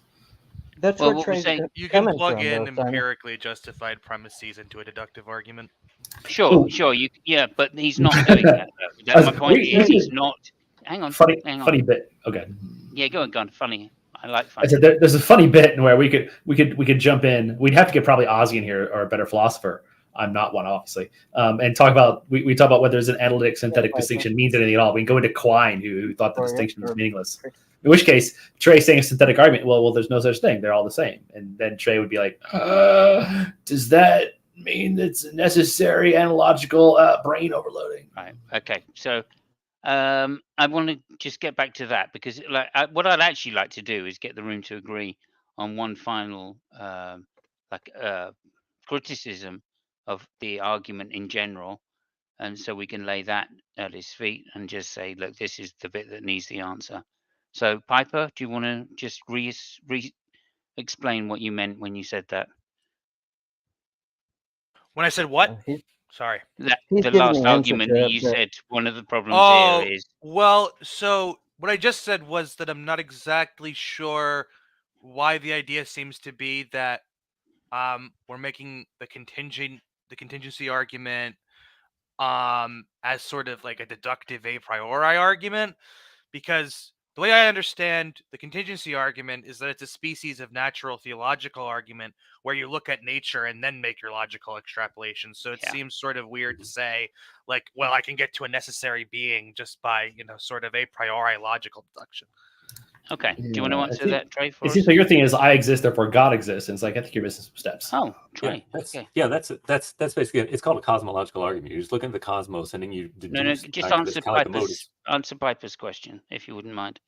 How are you doing this? That's how what I'm are doing. you? So you're using natural theology to make an a priori argument. Is that right? No, he said he's using the universe and what we see in the universe and what we see and the necessary corollary. It's a modus ponens argument. He laid it out. So every argument, if you're going to say that A implies B, and if you grant that A exists, dependent being, which requires necessary being, it necessarily follows that there is necessary being. Well, we didn't grant that it requires necessary being, though. That's what's actually on the table. We haven't granted that yet. We haven't granted that there's a necessary being if there's a contingent being. You basically said, well, that's by definition. Well, no, it's not. You have to actually catch that out. There's logical. We would argue that there's alternatives to that it's not by definition true. Well, the fact that you're too stupid to understand it is well, it's my child mind. I don't know what to do. I have all this booze in me in this child mind. There's nothing I can do about it. Of whatever JD's intelligence is, very low. There is a point there, which is that when you say that contingency logically implies necessity, that is sort of a violation of the reasoning operating in the original argument, which is that you have to explain contingency by necessity, not that one logically follows from the other. Yeah, if you just declare this by definition, well, I mean, I got a host of philosophers that are going to say you're full of shit. So you're going to have to explain to them why you're coming up with this. Okay, Piper, contingency necessarily entails effect. We've already not me. This is only for Piper. Everyone be clear on that? Okay.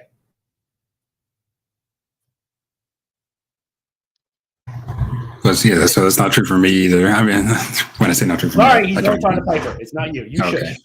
Quiet. Everyone quiet. Okay.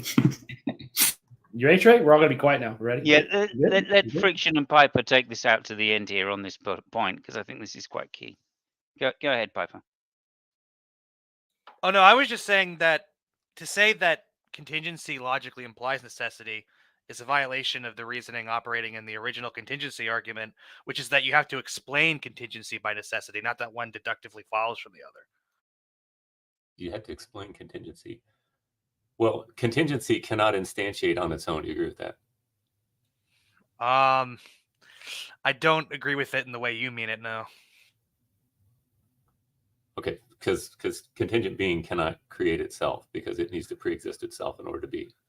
Well, nobody said anything about creating itself, but like the point is that it's not some sort of logical contradiction to say that there is a being that didn't have to exist, but nonetheless exists and wasn't created by anything else. Well, if it didn't now we're returning to what I said like an hour ago. Yeah, I know. So, yes, and Friction, that's the problem though, because you're going to say what you're doing is you're taking concepts from one idea and taking one part of it that you don't like, but they're necessarily correlated, whether it's necessary being and self-existent, unchanging. And if you want to take those and somehow mix them with the other ones, it just doesn't make any sense. That's the problem. Well, but then there'd be something sort of incoherent or unintelligible about the category that I developed. But I don't see any. Right. That's what well, it is, because you can't have something that is changing and therefore not be dependent upon something else in order to interact with it to make it what it is. Yeah. So I don't and see. Therefore, it cannot be the ultimate reality. Well, I didn't say anything about "quote unquote" ultimate reality, but I don't think there's any incoherence. I haven't seen any presented in supposing that there's something which is changing and isn't caused by some other thing, right? You need, in order to get there, maybe what you're going to say, well, there's these kind of Aristotelian Thomistic principles of, how potency gets moved to act. I don't accept that, right? So maybe this would turn into what is your explanation what is your explanation for metaphysics then to replace Aristotelian categories? That's fine. I'm happy to learn. My explanation. Don't tell me you just don't have one, because you can't shoot it down. This is actually the point I was making earlier, because you were. Oh, sorry. Go ahead, for sure. Well, look, I have a lot of metaphysical views. I'm just, and a lot of views about metaphysics, which are pretty negative, but that's another question.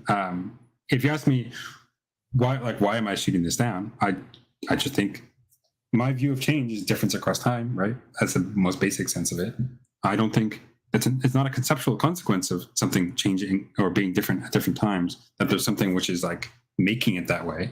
I don't think that's even like empirically supported, right? That's the way it works. So I'm not going to grant the metaphysical principles which assume that, right? Obviously, there's a lot more that can be said about that, but yeah. Say that again. I said, obviously, there's a lot more that can be said on these issues, but as a short answer, that's where I would come down on that. Okay, I mean, well, from my perspective. Oh no, sorry, go ahead. Well, from my perspective, all you're doing is just conflating the categories in a convenient fashion, and I'm not meaning to be, rude or anything, but that's all I'm hearing. I'm only hearing is just saying. Yeah, but look, it's one thing to say that, I'm taking bits and pieces from the different categories you've developed to try to develop a new one. Okay, you can say that that's true. It's only a problem if, in doing so, I've done something illegitimate, or if you have developed a category which is incoherent. Well, then you have to show that. I don't see any need to identify it. Okay, change is not something that self-exists. Something self-existent cannot change. Yeah, but we're asking. So you're just saying that nothing in this category would be self-existent. I agree, because it can change. I say it again. I'm sorry. So in your sense of self-existent, right, requires that it can't change, right? Something self-existent can't change. Sure. It cannot be an effect. Yes. Sure. By definition. Yeah, that's fine. I'm fine with that definition. It's just that anything in this category that I'm describing would not be self-existent because it can change. Okay, so everything is by definition. The problem is you're having, which is where we're coming apart, I think, is that you're requiring that anything that can change must be an effect or must have some exterior cause, and I'm not granting that. That's not true on my something that changes is an effect. You say that something can be purely causal. That's not something I accept. So think of it this way, right? You can have, so let's think of it. Let's think of the material universe, right? And let's think of it as a sort of series of physical causes and effects, right? Okay, now that changes because it's a series of physical causes and effects. So there's a causal history, so there's change. But that series, right, was not created. Now, if that's somehow confused, what we need to understand is what's inconsistent about what was just said. Well, I would just take that a step back, Piper, and say that that which is physical cannot be ultimate reality because physicality is necessarily contingent because it's limited by space. Well, look, I'm fine. It's contingent on space. Wait, I think I missed that part. No, yeah. I mean, I was just saying, like, so I'm not even sure. Like, I want to bracket these concerns about ultimate reality, right? I just want to focus on necessity and contingency the way that you're using those terms, right? So what I just described would be a contingent being because it doesn't have to exist, right? But it's not but it's also not we just an sold effect, the farm, right? All right, if it doesn't have to exist, then it has to be something that had to come into being. No, but I'm asking you to show why that's the case. Because that's what the word means. So if something if something is contingent, if something could or could not be, then it is dependent upon something else in order to have. No. You're confusing a modal notion with like a notion of ontological dependence. They're not the same thing. Yeah, I went over that. They're not the same thing, but they're necessarily related. What's the necessary relation? So if something does not have to be, then it's not the ultimate reality. We're talking about ultimate reality that gives justification for contingent, non-ultimate reality. What's the relation? Hey guys, of I need to leave in like to 5 this? minutes here. Yeah, I mean, what's the relation of ultimate reality, quote unquote, to your concept of necessity? I don't understand why that's coming in. Well, we're trying to give a justification for the contingent reality that we have. And if contingent reality is not necessary, then we have to have some other category in order to give justification for our being. Is justification here an epistemic notion? Yeah, I don't understand what's going on now. On my view, I mean, again, this is going to potentially turn on difficult questions about modality. But on my view, like, okay, that at least there's some universe, there's humans and planets and whatever else most of us would agree exists, more or less. We can quibble over some of the details. I think all those things are contingent in the sense that they exist, but didn't have to exist, right? And they can change in several respects, at least. And potentially that's it, right? Potentially there's nothing else, right? We can talk about some of the causal relations that obtain between the things on this view, but you said it's defined by potentiality. Sorry, what's defined by potential being? Contingent being means to be potential. Either it is or it isn't. Doesn't necessarily have to be. Contingent being saying there's potentially nothing else, but that's what you're assuming. Sorry, contingent being meaning a being that exists, but like doesn't have to exist. Yeah, that's fine. Right, and you're saying potentially there's nothing else. But potentially there's nothing else. But it is that being which you're saying what? That is necessarily. I'm not following what you're saying at this point. I'm sorry.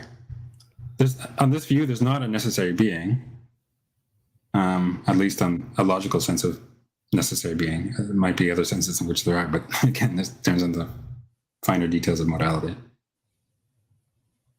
I'm not really sure what you're getting at this point because for me, yes, there's all these contingent beings, right? Contingent in the sense that they exist but didn't have to exist, and there's no necessary beings. There's just all the contingent things that there are. And some of them are related causally and some are not. But you're defining the ultimate reality as as something that is dependent. Either it could exist or not exist. If by dependent you mean something it's dependent upon something else. No, well, sorry. Well, not everything is dependent on something else, unless we think there's some like big circle. I'm not saying that, right? I'm saying dependent. Well, everything cannot be dependent independently. Would you agree with that? Are you in which sense are you using dependent? Are you saying that it depends on the existence of something else or the activity of something else to exist? If you would say everything is changing, everything is contingent, then it would need to be contingent non-contingently. It's a violation of law of identity. It would be contingent in the sense of it didn't have to exist, but it's not non-contingent. Okay, and so everything is contingent non-contingently, or everything is an effect without a cause. No. Not everything would be an effect, of course, trivially. On every view, not everything. No, I mean, at its base, it is dependent in its nature. In other words, it had to be created. If something's not necessary, it has to be created. No. The point is just what I said earlier, right? The point is just, look, there's a causal chain, right? That chain itself, right, is not an effect. There are effects within the chain, right? But the chain itself is not an effect. And is the change marked by change? There's changes, sure. But hang on. And if you want to say the chain itself is not changing, then you just conceded my argument. You're saying there's some being that's necessary and there's some being that's contingent. Listen, guys, I really need to get going. Yeah, see it. Okay. Before you do, then I'd like to just go around the room because this is our outro time, and I'd like you to have the last say, if you wouldn't mind, or before Xbox and myself, of course, Trey. So if we start with Hillary's end of the show, if you could just give me a summation of how you feel or don't feel, or if you've got anything you want to shill or anything like that, please go ahead. Yeah, I agree with what JD said about analogically and how we have to somehow tie it into observed reality. And I think that this is all kind of a silly linguistic trick, calling something created or whatever. We haven't observed any of this. And if God isn't able to change, then he can't communicate. It basically falsifies Christianity. I think that Trey's argument is just a way to falsify God. Okay, interesting. Over to you, Serb. Hang on, let me just get you full screen a second. Where are you? There you are. You can put a full screen, but it was just meant to be. I was basically going to say more or less what Hillary just said. I find it odd that a Christian would use any sort of contingency argument like this, because there are other possible creator gods that it could be, meaning that it's logically possible that the Christian God isn't the creator, and therefore isn't necessary. And if you're going to go around defining the Christian God as a necessary being, you're disproving your own position. Interesting. Okie dokie. What are we up to? JD Kane. Do you have something to finish off the show with us? Some blast. Oh, actually, we'll go to Fiction first because I can see you're actually chatting to somebody else right now. Fiction, okay. How have you found the show? Thank you for coming on, obviously. And your microphone's gone all funny again. Oh, sorry. Can you? Is it not good right now? Yeah, you'll be all right now. Yeah, you had a lot of background. Let me make sure it's on the right. Sounded like cars were going in the background. I do have a fan on the background, so maybe that's it. I might be picking that up. But yeah, I'll just try to be brief because there's a lot of things I could go back over. My main issue at the start was with the argument that it seems like there's alternatives, at least one alternative to the four ostensibly exhaustive categories that Trey was forwarding, in that there could be something which is contingent, didn't have to exist, right? Exists but doesn't have to exist, isn't caused by itself or by anything else, and changes, right? Can change. Now, where this kind of went from there as well, Trey wanted to bring in these other metaphysical principles or claims relating modal claims to dependency claims or that sort of thing that I don't accept. And then if we wanted to continue on, as well, we'd have to investigate those metaphysical principles and see if we can make progress on those. But at the very least, at the outset, right, as a matter of broad kind of conceptual possibility, this is another option that hasn't been rolled out, I think, at least not in a way satisfactory to me. But of course, it gets complicated when we start talking about these metaphysical principles, causation, and so on. So, but Of course, there was other things that I said that were said that I don't agree with, but this is closing, so I'm gonna let that go for now. Someone else can go. Thank you very much indeed. Piper, over to you. What would you like to say? Are there any recaps that you'd like to make, or chill? Sure. So, the sticking point, I think, with the contingency argument is actually showing that the existence of beings that didn't have to exist must be explained, or can best be explained, or can only be explained by the existence of a being that had to exist. I don't think there's a good argument to show that. In fact, I don't even think you need to deny the PSR to deny that.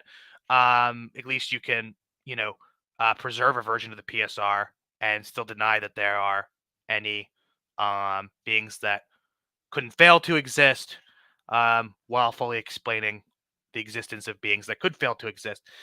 The thing that was weird about what happened today, though, was that I guess Trey is like under the impression that the existence of contingency logically entails the existence of necessity, and like that's just straightforwardly false, right? It's not contradictory to say that there are only contingent beings, and everybody who's affirmed the contingency argument historically has, recognized that, right? This is why, in the famous debate between Russell and Copleston, where Copleston uses that argument, right? Russell asks him, okay, are you talking about a logically necessary being? And Copleston says, no, I'm not talking about a logically necessary being. That's why you need the PSR, right? Because it's not an argument from, logical necessity. It's an argument from metaphysical necessity based on principles of explanation, right? So, I thought that was kind of weird. There was a sort of weird thing about the way the argument was presented today. But yeah, I have a YouTube channel. It's my name, Piper Tompkins. You can search it up on YouTube. It's primarily politics videos, but I'll probably start making some philosophy videos soon. So if you're interested, go ahead, check it out. Yeah, that's it. Thank you very much. If we're plugging as well, I also have a channel called Fiction Philosophy. I was just about to do that for you, actually, just to save you the embarrassment. But go ahead. I suppose you're American. It's not embarrassing. So there we go. I'm Canadian. But yeah, no, I have a channel called Fiction. My apologies. As an ex-Canadian myself, don't worry about it. Eh? But yeah, no, I know. Mostly, interview philosophers and make some philosophy videos and stuff like that. I got a bunch coming out very soon. So yeah. Yeah, Friction has two interviews, I think, with Alex Malpass, and the second one is absolutely amazing. So everybody go and sub to that channel and hear the Alex Malpass interview. It's really, really good. Amongst many others, of course. Okay, and there we go. JD Kane. Okay, just if you want to deafen yourself for this chip tray, go ahead. But JD, are you there? No, you can't. No, it's too much, is it? Okay. Over to you, Trey. If you would like to just finish up, maybe address some of the things that have been said, if you can do quickly. If not, say whatever you like, and obviously chill if you like as well. Okay, well, thank you, Simos, for inviting me here. It's enjoyable. I always enjoy having my days challenged.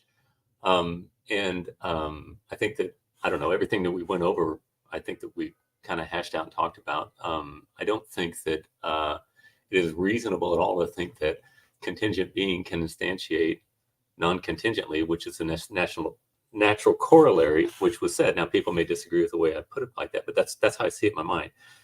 May I be wrong? Maybe I am wrong.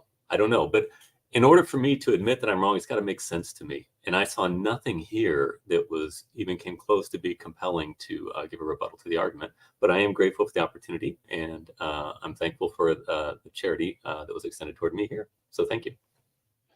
Okay, thank you very much. And I'd just like to say before I end the show, of course, as always, I'll hand it over to Xbox. Thank you for everybody in the chat. I'm not going to list them all because I am so dog tired. But nonetheless, thank you, everybody. Van the Man, great to see you, buddy. Good to see you, Floyd. Hope to see you on next week's show, perhaps. It's mostly Van the Man. Thank you, JD, for coming on. Thank you for the entertainment. We appreciate that, at least. And Jay Jefferson for coming on as well. Spooky, good to see you in the chat. Thank you very much. Someone called Calamity Jill. You're out there. Thank you. Many other people. I don't know who else. Oh, Beamsy was on, and Xbox, help me out here. Jefferson, of course. Jefferson Gurr in the chat, and John F. McDropout. What a classic from the old days. And yeah, sorry, I need to just unhighlight that. So let me just do that. Is that G-Man? He wasn't here. No, G-Man wasn't here. Okay, over to you, Xbox. Thank you very much. Before I play everybody out, thank you all for coming. It's been an interesting chat, and we'll see you all next week, hopefully, for another State of the Onion. Over to you, Xbox. Yeah, I really appreciate all y'all coming out. Thanks a lot, Trey, for taking my messages and jumping on here and explaining out your argument. Usually you're having to sit there and argue it, so thought we might try to walk through it and actually like dissect it. But so I really appreciate that. And everybody have a good night. Yep. Of course, anybody wants to come in after the show quickly, there'll be an off-air section as well. And other than that, thank you to GeoSam for the new outro. So thank you all, and we'll see you next week.